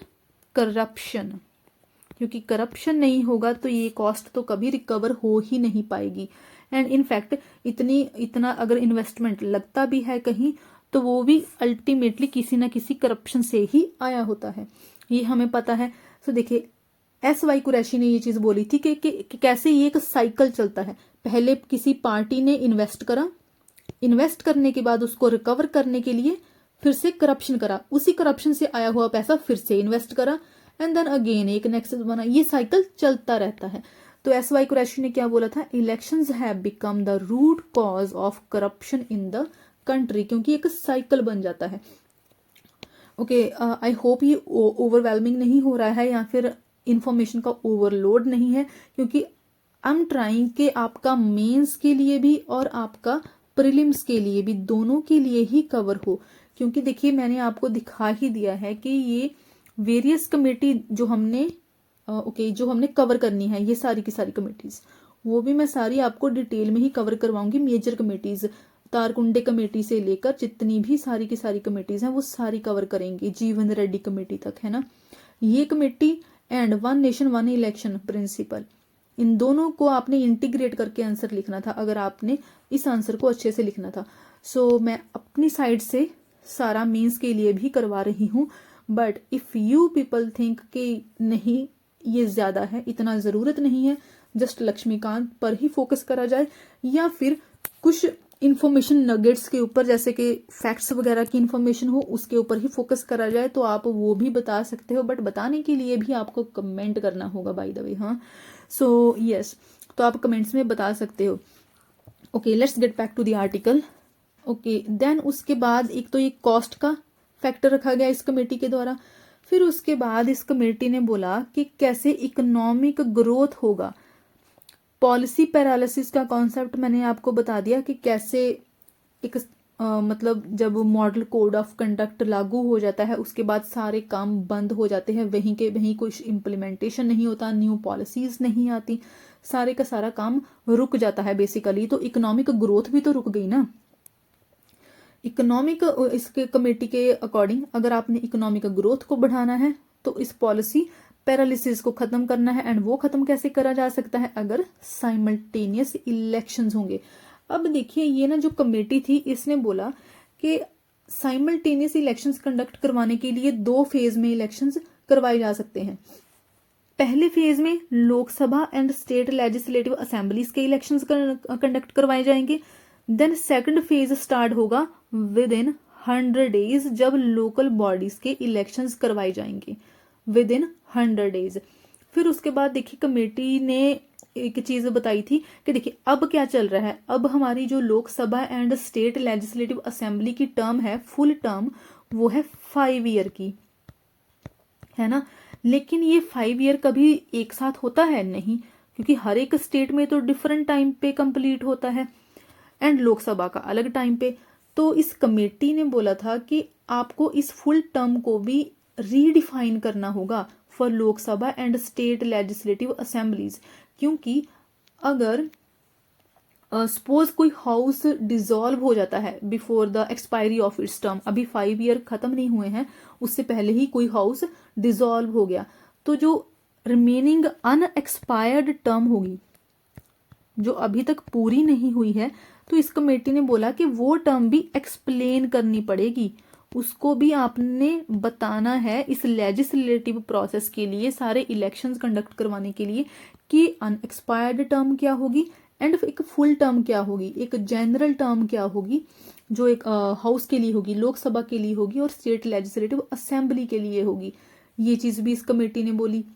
देन दिस कमेटी सेड, मैंने यहाँ पर लिखा नहीं हुआ, ओके सो इस कमेटी ने ये भी बोला कि 15 अमेंडमेंट्स करनी होंगी, ओके मैंने ना यहाँ पर लिख दिया है, इसने बोला कि 15 अमेंडमेंट्स करनी होगी हमारे कॉन्स्टिट्यूशन में, एंड उन अमेंडमेंट्स के लिए देखिए 2 बिल्स लेके आने पड़े, बिल्स लेके आने होंगे, ये इस कमेटी ने सुजेस्ट करा था। एंड बाय द वे वो 2 बिल आ चुके हैं एंड हमारे कैबिनेट ने उन दोनों बिल्स को ही अप्रूवल दे दी है, ये बिल हम आगे देखेंगे। सो ये लेटेस्ट डेवलपमेंट है, the most recent development in this simultaneous election thing. So yes, तो 15 अमेंडमेंट्स प्रपोज करी इस कमेटी ने एंड उसके लिए 2 बिल्स को भी प्रपोज करा। फिर कमेटी ने कहा कि एक नया आर्टिकल भी आना चाहिए, आर्टिकल 82 क्लॉज ए, इसको हम आगे देखेंगे कि क्या बोला है इस आर्टिकल में। इसमें कमेटी ने जो अभी नया बिल आया है हमारे कैबिनेट ने अप्रूव करा है, उसने 1 to 6 क्लॉजेज रखी हैं इस आर्टिकल 82 ए में। देन उसके बाद इस कमेटी ने सिंगल इलेक्टोरल रोल की बात करी, आर्टिकल 325। देखिए ये तभी मैंने बोला था कि इससे पहले वाली वीडियो देख लें पॉलिटी की, हमने आर्टिकल 325 को समझा था कि कैसे एक जनरल इलेक्टोरल की बात करता है। अभी क्या है, अभी जो हमारा इलेक्शन कमीशन ऑफ इंडिया है वो पार्लियामेंट के इलेक्शन करवाता है, स्टेट लेजिस्लेटिव असेंबलीज के, देन उसके बाद जो काउंसिल्स वगैरह हैं, प्रेसिडेंट है, देन वाइस प्रेसिडेंट है, उसके इलेक्शंस कंडक्ट करवाता है एंड उसके लिए एक इलेक्टोरल रोल आता है। एंड जो हमारे जो स्टेट इलेक्शन कमीशंस हैं ये इलेक्शंस कंडक्ट करवाते हैं लोकल बॉडीज के लिए, पंचायत के लिए, म्यूनिसिपैलिटीज के लिए, एंड ये इनके लिए इलेक्शन रोल प्रिपेयर करता है। बट जो हमारी कोविंद कमेटी है उसने रिकमेंड करा कि एक ही इलेक्शन रोल होना चाहिए। अभी ऑब्वियस सी बात है, अगर साइमल्टेनियस इलेक्शंस हो रहे हैं लोकसभा के लिए भी and legislative assemblies of state के लिए भी, तो उनके लिए इलेक्टोरल रोल भी एक ही होना चाहिए। इलेक्टोरल रोल क्या है, सिंपल टर्म्स में एक लिस्ट है जिसमें वोटर्स के नाम है। अब ये लिस्ट अलग अलग नहीं बनेगी, हर एक स्टेट के लिए अलग नहीं बनेगी और लोकसभा के लिए अलग नहीं होगी, ये एक ही लिस्ट होगी लोकसभा के लिए भी and state legislative assembly elections के लिए भी, हर एक इलेक्शंस के लिए, लोकल बॉडी के इलेक्शंस के लिए भी एक ही लिस्ट होगी। बट ये लिस्ट प्रिपेयर कौन करेगा, हमारा election commission of India prepare करेगा, at the same time consult करेगा वो स्टेट इलेक्शन कमीशन को। एंड इसके लिए फिर क्या करना होगा, ये जो आर्टिकल है 325 इसमें चेंजेस करने होंगे, क्योंकि अभी तो ये डिफरेंट इलेक्टोरल रोल्स की बात कर रहा है ना, बट साइमल्टेनियस इलेक्शंस के लिए एक ही इलेक्टोरल रोल चाहिए। तो इसने, इस कमेटी ने ये चीज भी बोली। ओके, आगे का देखने से पहले हम इन कॉन्स्टिट्यूशनल अमेंडमेंट्स को देखते हैं कि साइमल्टेनियस इलेक्शंस के लिए कॉन्स्टिट्यूशन में कौन सी अमेंडमेंट्स की जरूरत है, कौन से आर्टिकल्स चेंज होंगे। ओवरऑल 15 अमेंडमेंट्स बोली थी इस कमेटी ने थ्रू 2 बिल्स। 2 बिल्स इसने बोला था कि 2 बिल लेके आओ एंड उन दोनों बिल्स के थ्रू 15 अमेंडमेंट्स करो। अमेंडमेंट्स कौन सी होंगी, सबसे पहले तो नया एक आर्टिकल ही आएगा, आर्टिकल 82 ए। उसके अलावा अच्छा, ये जो आर्टिकल 82 क्लॉज ए है इसमें बताया जाएगा, अच्छा ये कोविंद कमेटी ने ही रिकमेंड करा था कि आप ये आर्टिकल नया इंसर्ट करो। इसमें आप लिखो कि हमारी कंट्री में now there will be a system of simultaneous elections for Lok Sabha and state assemblies, कि दोनों के लिए अब साइमल्टेनियस इलेक्शंस है, मतलब ये चीज अब कॉन्स्टिट्यूशन में मेंशन हो गई है। उसके अलावा देखिए इसने आर्टिकल 327 में भी चेंज आएगा। 327 में कैसे, देखिए ये बात करेगा कि कैसे पार्लियामेंट को ही पावर दी जाएगी। अच्छा, ये जो आर्टिकल 327 है ना, ये पार्लियामेंट की पावर्स से ही डील करता है। तो कोविंद कमेटी ने बोला कि इस आर्टिकल में भी चेंजेस होने चाहिए। क्यों? क्योंकि अल्टीमेट जो इलेक्शंस की पावर है, हमने लास्ट वीडियो में भी देखा था कि अल्टीमेटली जो पावर दी गई है हमारे आर्टिकल्स में भी बताया गया है। आर्टिकल 327 आप लास्ट वीडियो में जाकर अगेन देख सकते हो कि कैसे अल्टीमेटली जो पावर है इलेक्शंस से रिलेटेड वो पार्लियामेंट के पास ही है। बट कोविंद कमेटी ने क्या बोला कि अब इस आर्टिकल को आप एक्सपैंड कर दो, इसको आप एक्सपैंड कर दो, और इससे क्या होगा, फिर पार्लियामेंट की पावर और ज्यादा बढ़ जाएंगी। पार्लियामेंट के पास अल्टीमेटली पावर होगी कि वो स्टेट्स में भी, स्टेट असेंबलीज में भी साइमल्टेनियस इलेक्शंस को कंडक्ट करवा सकता है। ये इस कोविंद कमेटी ने बोला फॉर आर्टिकल 327। फिर उसके बाद आर्टिकल 324A ओके, जो हमारा लास्ट का वीडियो था हमने जो 324A देखा था, 324 जो आर्टिकल है वो किसकी बात करता था, इलेक्शन कमीशन की, इलेक्शन कमीशन ऑफ इंडिया के एक इंडिपेंडेंट बॉडी की बात करता था। बट अब इसमें क्या बोला इस कमेटी में कि एक और नया आर्टिकल भी होना चाहिए, 324 क्लॉज ए। अच्छा, ये जो कैपिटल ए एंड जो स्मॉल ए होती है किसी भी, मतलब स्मॉल अल्फाबेट और कैपिटल अल्फाबेट जो होते हैं किसी आर्टिकल के साथ, आई होप कि आपको पता है कि अगर ये कैपिटल में है तो इट मीन्स कि मेन अलग आर्टिकल है, ये एक मेन आर्टिकल है। ऐसा नहीं है कि आर्टिकल के अंदर उसके पार्ट हैं, बट अगर ए वाला है, स्मॉल वाला है, तो इट मीन्स ये सेम ही आर्टिकल के पार्ट हैं। जैसे कि अगर 324A है तो ये एक डिफरेंट आर्टिकल है, पूरा न्यू आर्टिकल है एक ये। बट अगर 324 स्मॉल ए होता, इट मीन्स कि एक 324 आर्टिकल है, उसके अंदर ये 324 स्मॉल ए है। तो आपको ये डिफरेंस भी पता होना चाहिए। अच्छा, ये 324A अब क्या कहता है कि पार्लियामेंट के पास ही पावर हो। जो 324 था वो इलेक्शन कमीशन की बात करता था, but now this 324 clause A, capital A, क्या कहता है कि पार्लियामेंट के पास पावर होनी चाहिए कि जिससे वो लॉज बना पाए, पार्लियामेंट लॉज बना पाए to ensure that municipalities and panchayat elections are also held simultaneously with Lok Sabha and state assemblies.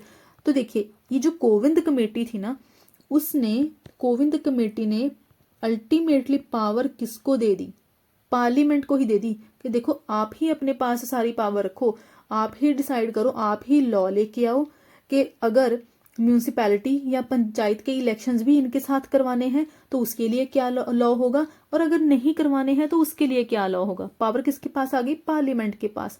तो अब पार्लियामेंट ने क्या करा है कि पार्लियामेंट ने डिसाइड करा है कि हम म्यूनिसिपैलिटीज और पंचायत के इलेक्शंस को इसमें नहीं रखेंगे, साइमल्टेनियस इलेक्शंस में नहीं आएंगे, ये दोनों के ही इलेक्शंस ये डिफरेंट ही होंगे। सो देखिए ये हो गया। देन उसके बाद रिप्रेजेंटेशन ऑफ पीपल एक्ट में भी चेंजेस आएंगी। ये है ये वाले जो है ना रिप्रेजेंटेशन ऑफ पीपल एक्ट, ये हमने डिटेल में आगे कवर करने ही है। सो अभी मैं यहाँ पर कुछ भी नहीं कर रही हूँ इनका।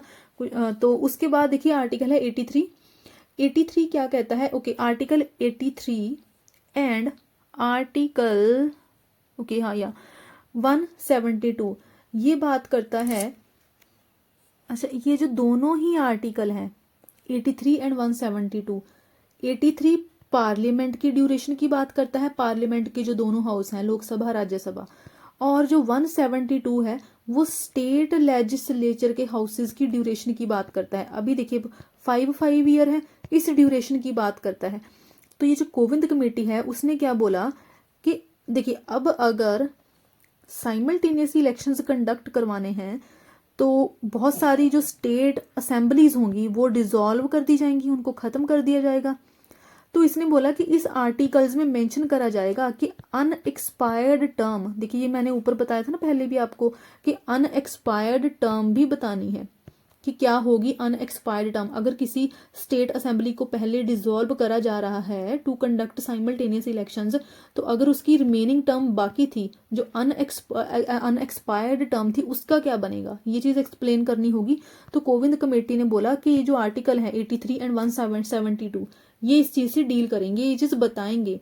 फिर उसके बाद है आर्टिकल 85। अच्छा, इसके अलावा देखिए और भी देखिए 15 आर्टिकल्स हैं, है ना, इन टोटल 15 आर्टिकल्स में चेंजेस बताए हैं, बट मैं आपको मेन आर्टिकल्स ही बता रही हूँ जो अभी फॉर द टाइमिंग इंपॉर्टेंट है हमारे एग्जाम के लिए। और जो आर्टिकल देखिए 85 है, ये बात करता है लोकसभा के डिसोल्यूशन की, कि जो पार्लियामेंट है वो हाउस जो डिसॉल्व होता है उसकी बात करता है। इसमें भी चेंजेस आएंगे क्योंकि ऑफ कोर्स अगर हाउस को डिसॉल्व करा गया है इलेक्शन साइमल्टेनियस इलेक्शंस के लिए तो इसमें मेंशन करा जाएगा, है ना। ऐसे ही 170 जो 4 है ये स्टेट हाउस जो स्टेट लेजिस्लेचर है उसके हाउस को डिसॉल्व करने की बात करता है, क्योंकि देखिए जो राज्यसभा होती है वो कभी डिसॉल्व नहीं होती है ना। ऐसे ही जो स्टेट की लेजिस्लेटिव काउंसिल है वो भी कभी डिसॉल्व नहीं होती है, ये परमानेंट हाउसेज है। तो डिसॉल्व कौन होंगे, लोकसभा सेंटर में एंड स्टेट्स में लेजिस्लेटिव असेंबलीज। तो ये उनसे आर्टिकल्स डील करते हैं एंड इनको भी चेंज करा जाएगा। देन है हमारा सबसे खतरनाक आर्टिकल, आर्टिकल 356 जो कि प्रेसिडेंट रूल से डील करता है। अब अगर देखिए पहले क्या सिचुएशन होती थी कि कोई भी अगर सेंटर के पास पावर रहती थी ना कि किसी स्टेट को डिसॉल्व कर दिया, है ना, स्टेट के हाउस को डिसॉल्व कर दिया। हमने पहले भी देखा है कि कैसे बैकग्राउंड जब हमने कवर करी थी कि कैसे इलेक्शंस होते थे, साइमल्टेनियस इलेक्शंस, बट जो सेंटर था उसने इस प्रोसेस को डिसरप्ट कर दिया था क्योंकि केरला की जो असेंबली थी उसको डिसमिस कर दिया गया था, उसको डिसॉल्व कर दिया गया था, वहां पर प्रेसिडेंट रूल लगा दिया गया था। तो अब इस प्रेसिडेंट का रूल, जो प्रेसिडेंट रूल है, इसका क्या सिचुएशन रहेगा ये भी तो बताना पड़ेगा ना साइमल्टेनियस इलेक्शंस के लिए। तो इसमें भी चेंजेस आएंगे। फिर उसके बाद देखिए सबसे इम्पॉर्टेंट चीज after president rule is judicial review. देखिए अभी प्रेजेंटली सिचुएशन कैसी है कि अगर अनजस्टिफाइड वे में किसी स्टेट असेंबली को डिसॉल्व कर दिया है स्टेट ने, सेंटर ने, सपोज कहीं पर प्रेसिडेंट रूल लगा दिया है 356 को इन्वोक करके, तो उस स्टेट असेंबली को डिसॉल्व कर दिया गया है। प्रेजेंट सिचुएशन क्या है कि वो जो डिसोल्यूशन होगा, that dissolution of legislative assembly is subject to judicial review. And judicial review क्या है, हमारा बेसिक स्ट्रक्चर। तो SR Bommai case and Rameshwar Prasad case 2006, इसमें देखिए सुप्रीम कोर्ट ने जुडिशियल रिव्यू को कंपलसरी रखा था कि अगर किसी स्टेट में प्रेसिडेंट रूल लगा के उसकी गवर्नमेंट को डिसॉल्व करा गया है, डिसमिस करा गया है, then that dismissal or dissolution of legislative assembly of state is subject to judicial review। मतलब कि ये जो प्रेसिडेंट रूल लगाकर किसी लेजिस्लेटिव असेंबली को डिसॉल्व कर दिया गया है उसको सुप्रीम कोर्ट में चैलेंज करा जा सकता है। बट अगर साइमल्टेनियस इलेक्शंस होंगे तो ये चीज तो कैसे ही पॉसिबल है ना। किसी स्टेट में अगर देखिए अभी नई जैसे कि अभी अगर देखिए गुजरात में, मैं जस्ट ऐसे ही ये सिनेरियो एक लेके चल रही हूँ, गुजरात में अभी नई गवर्नमेंट आई है ना, और जो हमारा सेंटर है उसने डिसाइड कर लिया है कि अब हमारे इंडिया में जस्ट साइमल्टेनियस इलेक्शंस ही होंगे। तो इट मीन्स कि हर एक स्टेट में अब क्या लगेगा फिर, प्रेसिडेंट रूल। क्यों लगेगा, आर्टिकल 356 से क्यों लगेगा, क्योंकि सारी की सारी असेंबलीज को डिसॉल्व करा जाएगा। जितनी भी हमारी इंडिया की स्टेट्स हैं वहां की जो लेजिस्लेटिव असेंबलीज हैं सबको खत्म करा जाएगा।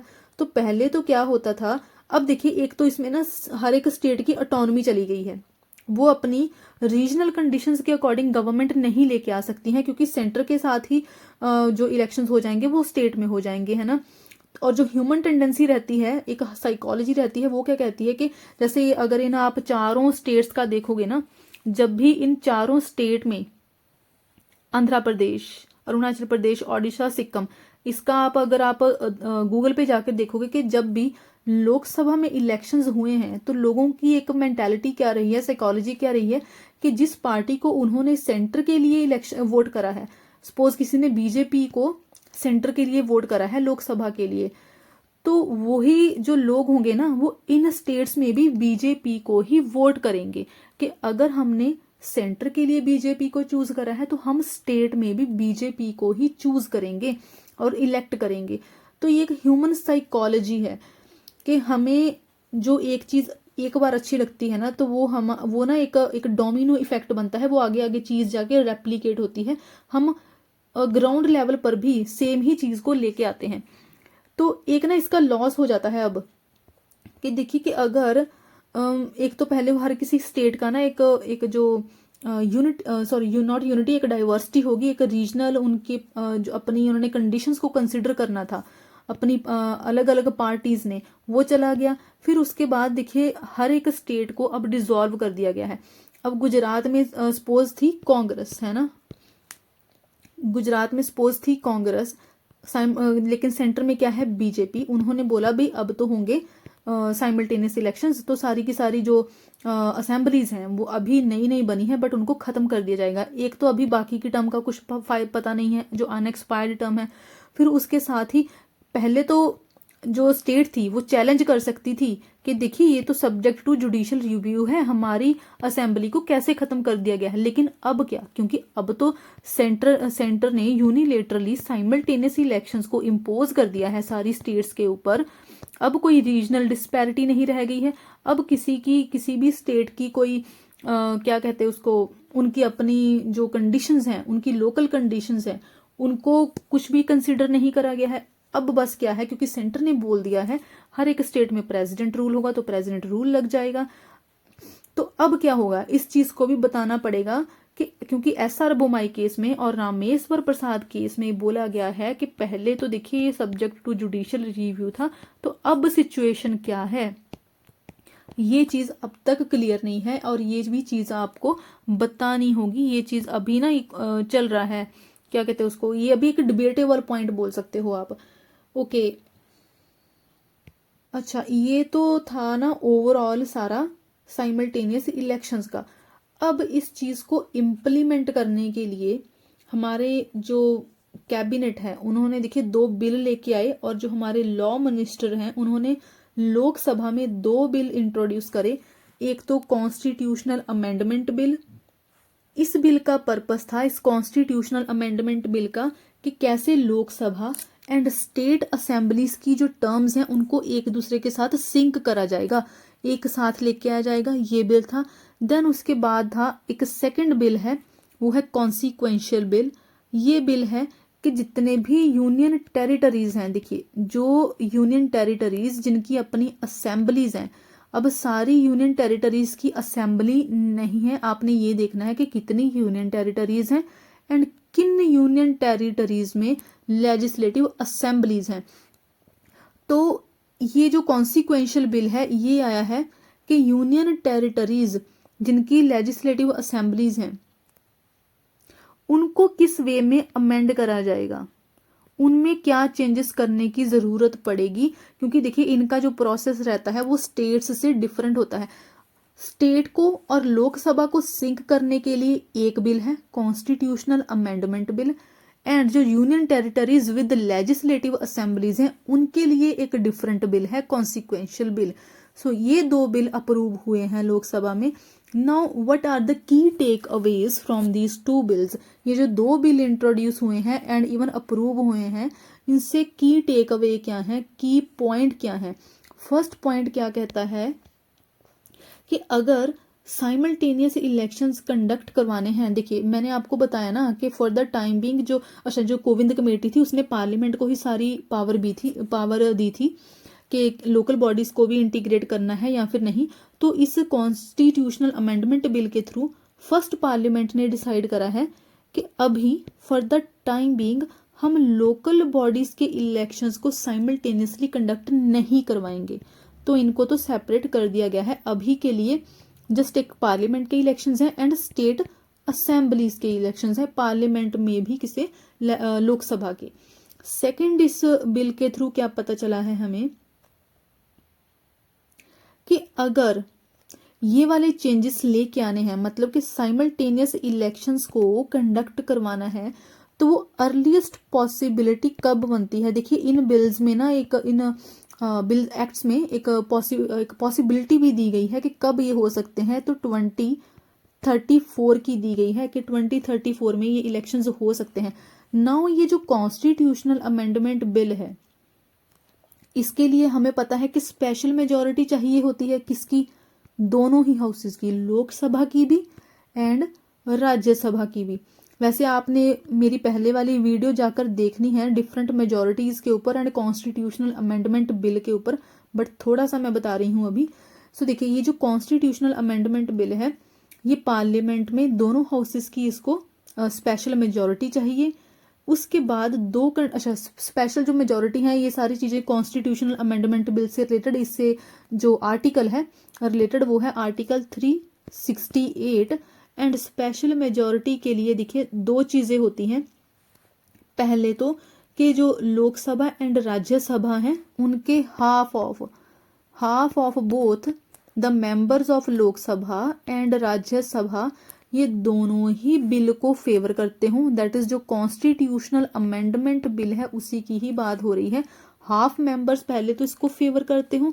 दूसरा इसमें क्या है कि जो मेंबर्स हाउस में प्रेजेंट हैं, देखिए वो वोटिंग करेंगे बिल के लिए, है ना, फिर वो करेंगे वोटिंग एंड जो प्रेजेंट मेंबर हैं वोटिंग करने के बाद कितनों का वोटिंग फेवर होना चाहिए इस बिल के लिए, तो एटलीस्ट 2/3 मेंबर्स हैं प्रेजेंट मेंबर जो वोटिंग करी है, तो 2/3 मेंबर्स जो होंगे वो इस बिल को फेवर करेंगे। Half of the members of जो लोकसभा एंड राज्यसभा है वो इसको फेवर करेंगे, तभी फिर ये स्पेशल मेजॉरिटी से पास होगा। एंड स्पेशल मेजॉरिटी दोनों ही हाउसेज में चलेगी, लोकसभा में भी राज्यसभा में भी। एंड इसमें इस कॉन्स्टिट्यूशनल अमेंडमेंट बिल के अकॉर्डिंग, अच्छा बाय द वे ये 129th बिल है, ये भी आप याद रख सकते हो। तो पंचायत म्यूनिसिपैलिटीज के लिए अभी के लिए इनको छोड़ दिया गया है। ओके, देन उसके बाद ये जो कॉन्स्टिट्यूशनल अमेंडमेंट बिल है आगे जाके ये एक्ट बन जाएगा। तो अच्छा, इसने क्या बोला है कि आर्टिकल 80 जो 2A है इसकी 6 क्लॉजेज होंगी, 1 to 6 तक इसकी क्लॉजेज होंगी। ये सारी की सारी क्लॉजेज आप यहाँ तो बता दें मुझे कि हाँ एक्सप्लेन कर दूं, तो मैं आपको एक्सप्लेन कर दूंगी, प्लीज़ कमेंट्स में बताएं। अदरवाइज क्योंकि देखिए ये वीडियो मुझे लगता है कि लंबी हो जाएगी सिर्फ इसी आर्टिकल की वजह से। तो बट अभी के लिए देखिए जो कॉन्स्टिट्यूशनल अमेंडमेंट बिल है इसमें ही आर्टिकल 82A को भी मेंशन करा गया है कि उसके 1 to 6 तक पार्ट्स होंगे।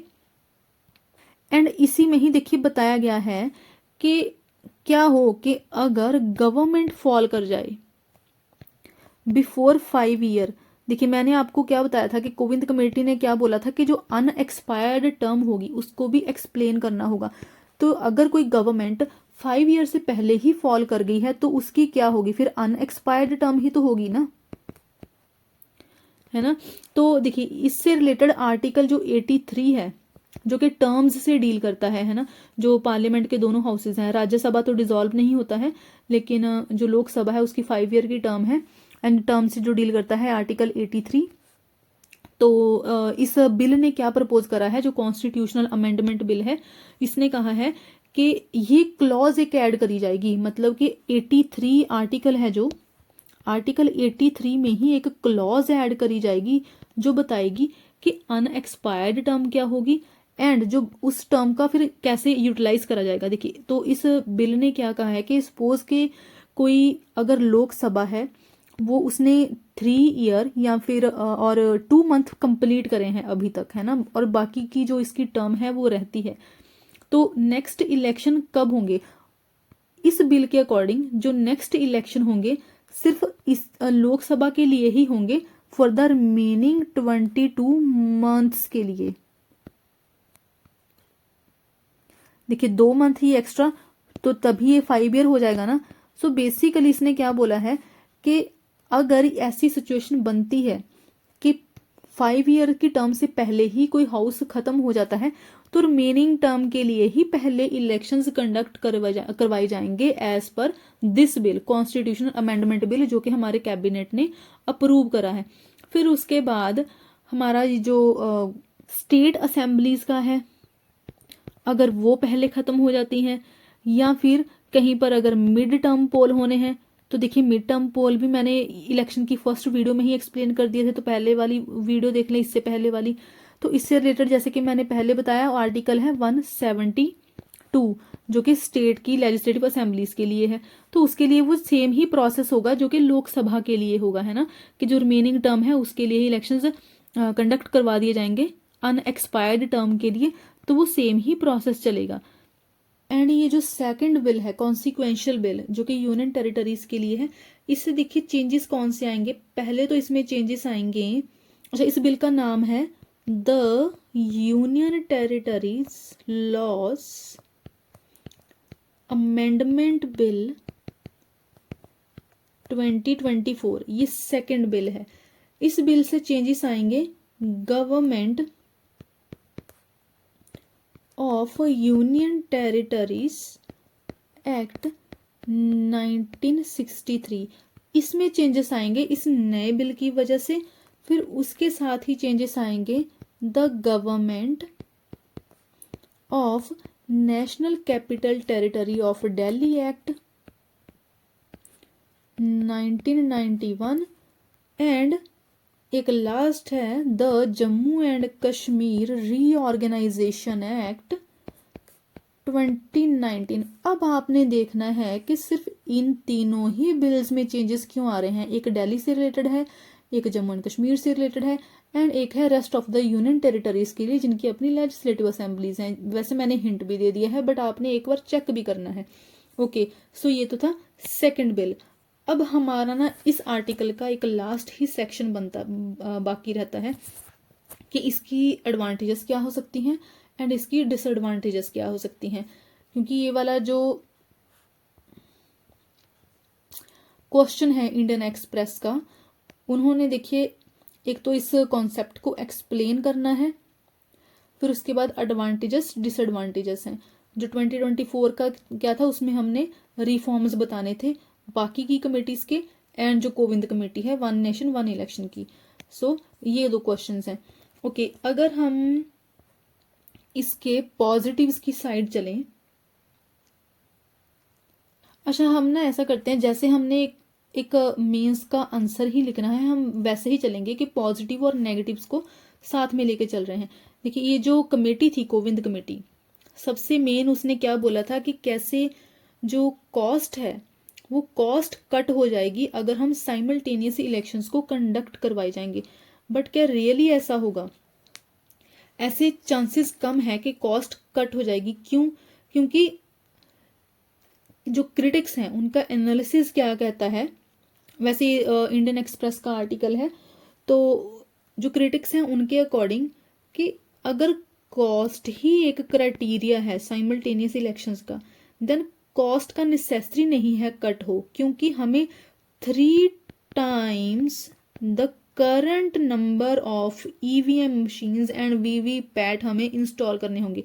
हमें जो करंट है वो 50 मिलियन ईवीएम मशीन लगती हैं इलेक्शंस को कंडक्ट करवाने के लिए। बट अगर हम साइमल्टेनियस इलेक्शंस कंडक्ट करवा रहे हैं तो इससे 3 times ज्यादा हो जाएगा, जो कि ह्यूमंगस एक्सपेंसेस होंगे, बहुत ही ज्यादा नंबर में एक्सपेंसेस होंगे। एंड जो ईवीएम मशीन है इनसे जो रिलेटेड मैनिपुलेशन है और जो इनकी टेम्परिंग होती है वो इश्यूज तो ऑलरेडी चलते ही रहते हैं, है ना, डिफरेंट पार्टीज में।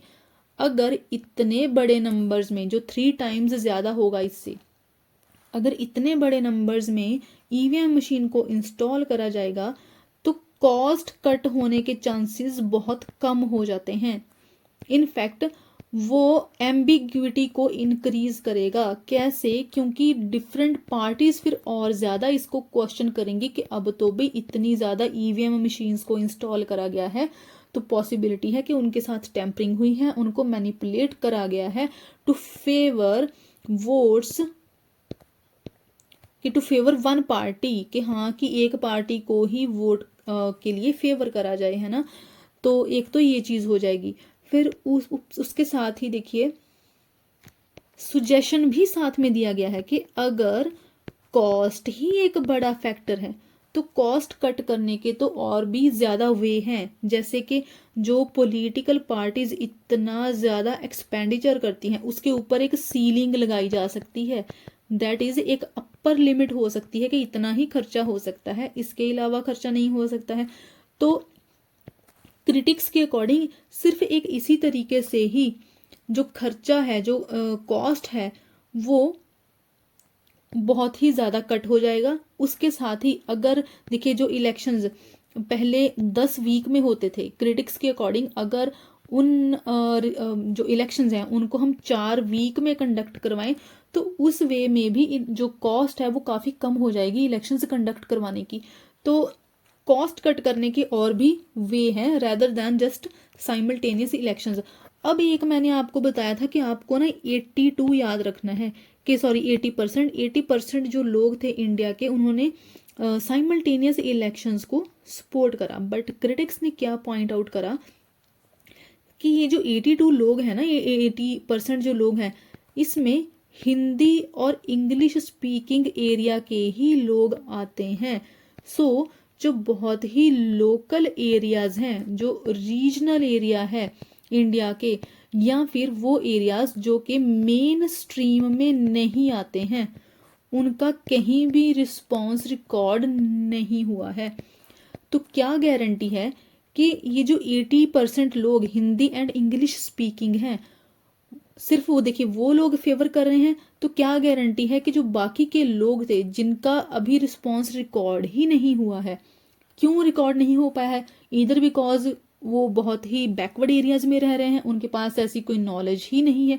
क्योंकि अगर कोई गवर्नमेंट का प्रपोजल पब्लिक के लिए आता है ना, तो हर किसी को नहीं पता होता है कि हाँ देखिए हमसे गवर्नमेंट ने कुछ पूछा है, अपने व्यू पॉइंट पूछे हैं गवर्नमेंट ने, तो हर किसी को नहीं पता होता है। स्पेशली जो विलेजेस वगैरह में लोग रहते हैं, या फिर वो लोग जो कि बहुत ही बैकवर्ड एरियाज में रह रहे हैं, या फिर ट्राइबल एरियाज हैं, उनके पास भी ऐसा कोई एक्सेस नहीं होता है।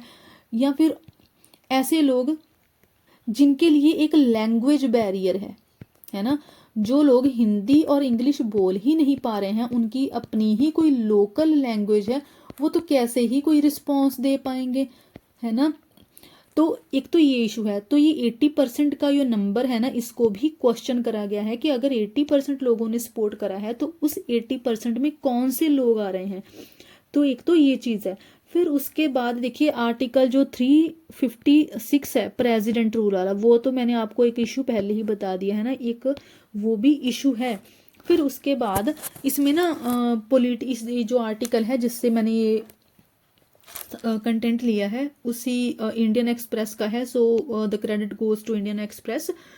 तो इंडियन एक्सप्रेस के आर्टिकल के अकॉर्डिंग 47 पॉलिटिकल पार्टीज में से जो 32 पार्टीज हैं, ऑल मेंबर्स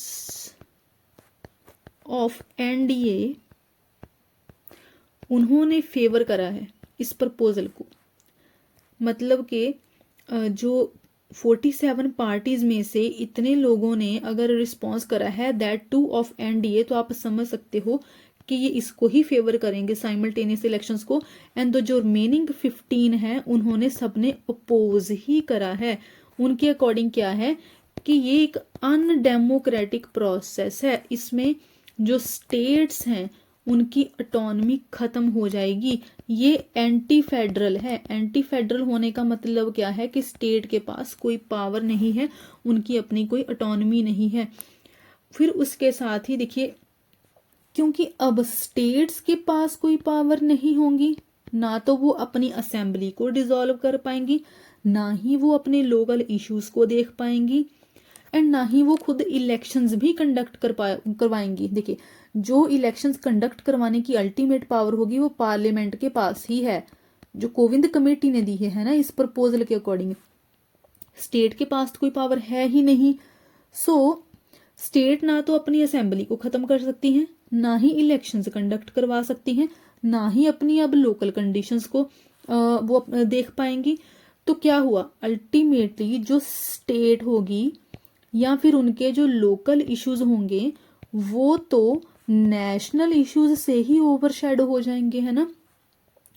क्योंकि देखिए जो सेंटर की मेन गवर्नमेंट रहेगी उसका हमेशा क्या होगा कि हमें इंटरनेशनल अरीना में अपना एक इन्फ्लुएंस बनाए रखना है।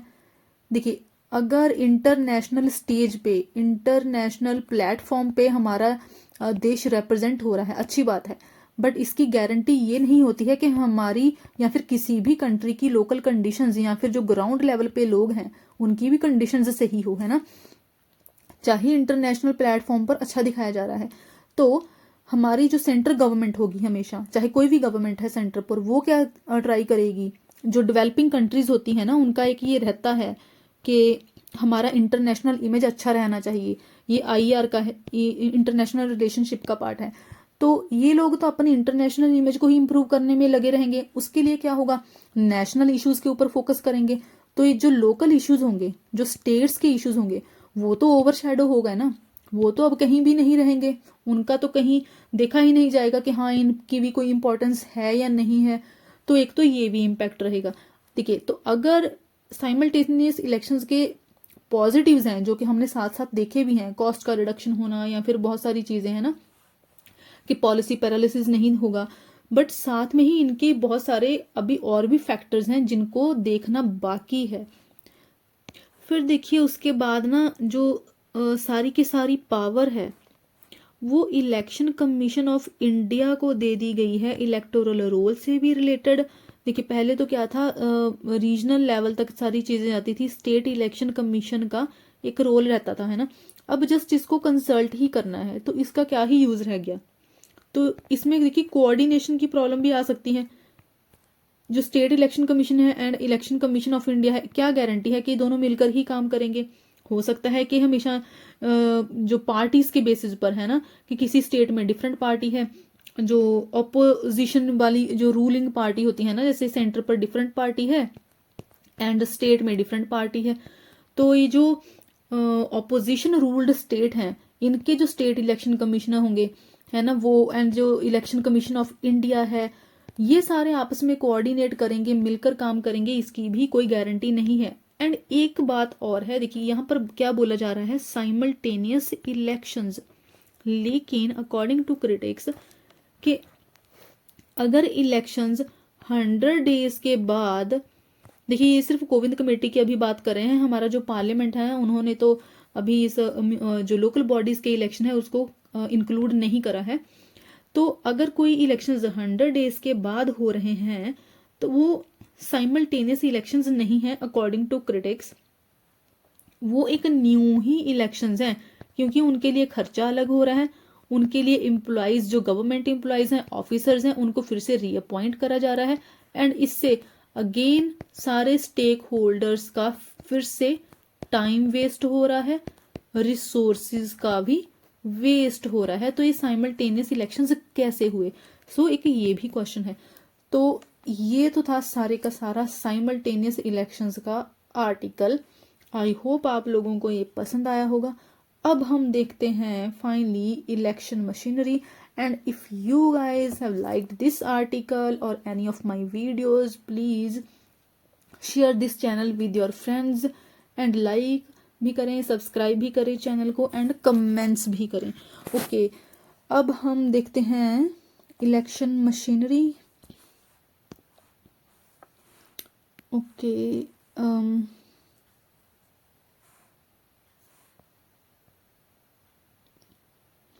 इलेक्शन मशीनरी का वैसे इजी सा ही है, वो कोई डिफिकल्ट नहीं है।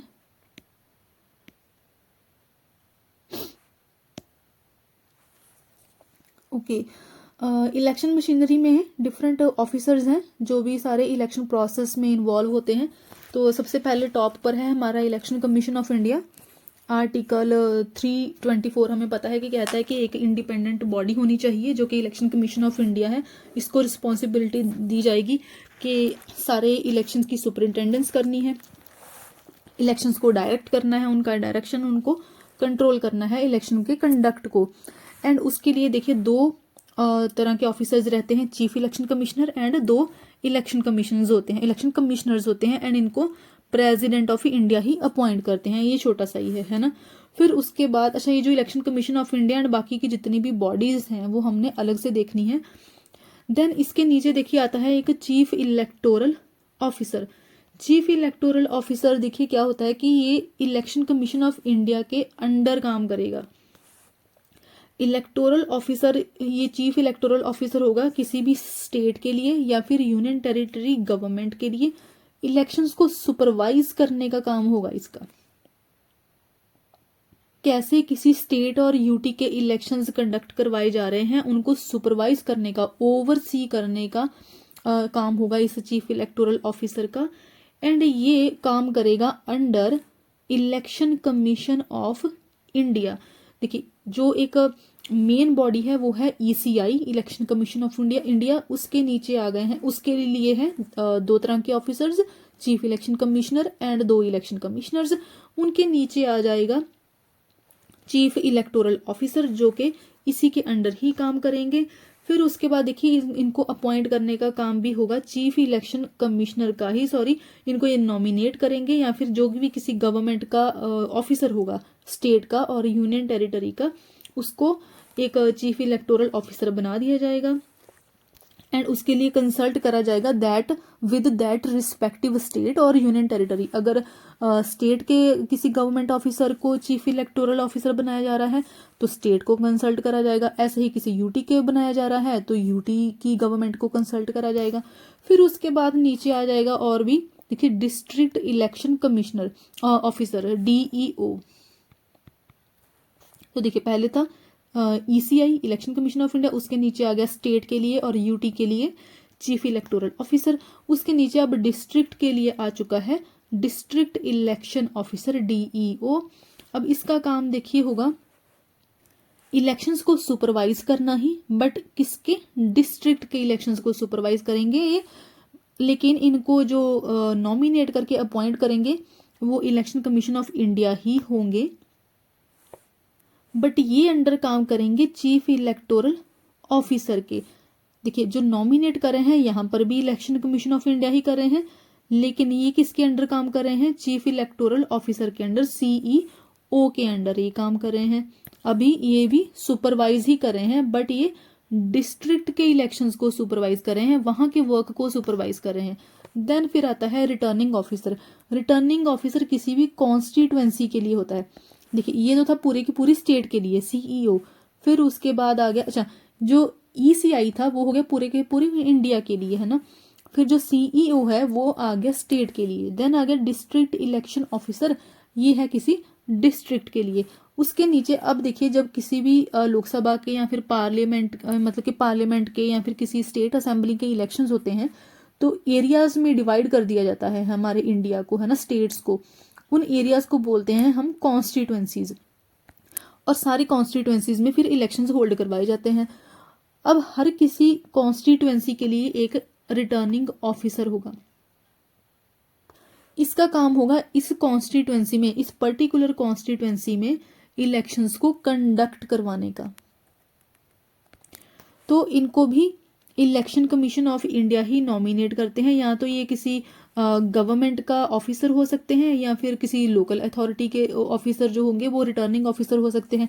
जैसे कि फॉर एग्जांपल अगर मैं पंजाब की बात करूं तो यहाँ पर एक ना नायब तहसीलदार की एक पोस्ट होती है, कभी कभी उनको भी रिटर्निंग ऑफिसर बना दिया जाता है। एंड ये जो नायब तहसीलदार हैं ये एक रेवेन्यू ऑफिसर होते हैं, एंड ये किसी सब डिस्ट्रिक्ट में हो सकते हैं। सो आप देखिए यहाँ से देख सकते हो कि ये कहाँ पर है, ये सब डिस्ट्रिक्ट में है। तो ये जो नायब तहसीलदार होंगे इनको एक रिटर्निंग ऑफिसर बना दिया जाएगा किसी पर्टिकुलर एरिया के लिए या फिर कॉन्स्टिट्यूएंसी के लिए। अब इनको भी लेकिन अपॉइंट करने का काम कौन करते हैं, इलेक्शन कमीशन ऑफ इंडिया ही होता है। नॉट अपॉइंट, बट इनको डेजिग्नेट कर दिया जाता है। मतलब कि कोई गवर्नमेंट ऑफिसर ऑलरेडी है कोई, बट उसको एक नया डेजिग्नेशन दे दिया गया है, एक नया नाम दे दिया गया है कि अभी आप रिटर्निंग ऑफिसर हो। और ये देखिए यूनियन टेरिटरीज के लिए हो सकते हैं एंड स्टेट गवर्नमेंट के लिए भी हो सकते हैं। एंड जब इनको नॉमिनेट करा जाएगा तो इलेक्शन कमीशन जो होंगे वो स्टेट गवर्नमेंट से, अगर स्टेट के रिटर्निंग ऑफिसर है तो स्टेट गवर्नमेंट से कंसल्ट करा जाएगा, अगर यूनियन टेरिटरी के हैं तो यूनियन टेरिटरी की गवर्नमेंट से कंसल्ट करा जाएगा। एंड अगर इलेक्शन कमीशन को लगता है कि काम बहुत ज़्यादा है तो उसके लिए फिर वो एक असिस्टेंट रिटर्निंग ऑफिसर भी अपॉइंट कर सकते हैं। ओके, देन उसके बाद फिर देखिए उसके नीचे है electoral registration officer. Electoral registration officer जो हैं वो इलेक्टोरल रोल्स की प्रेपरेशन करते हैं।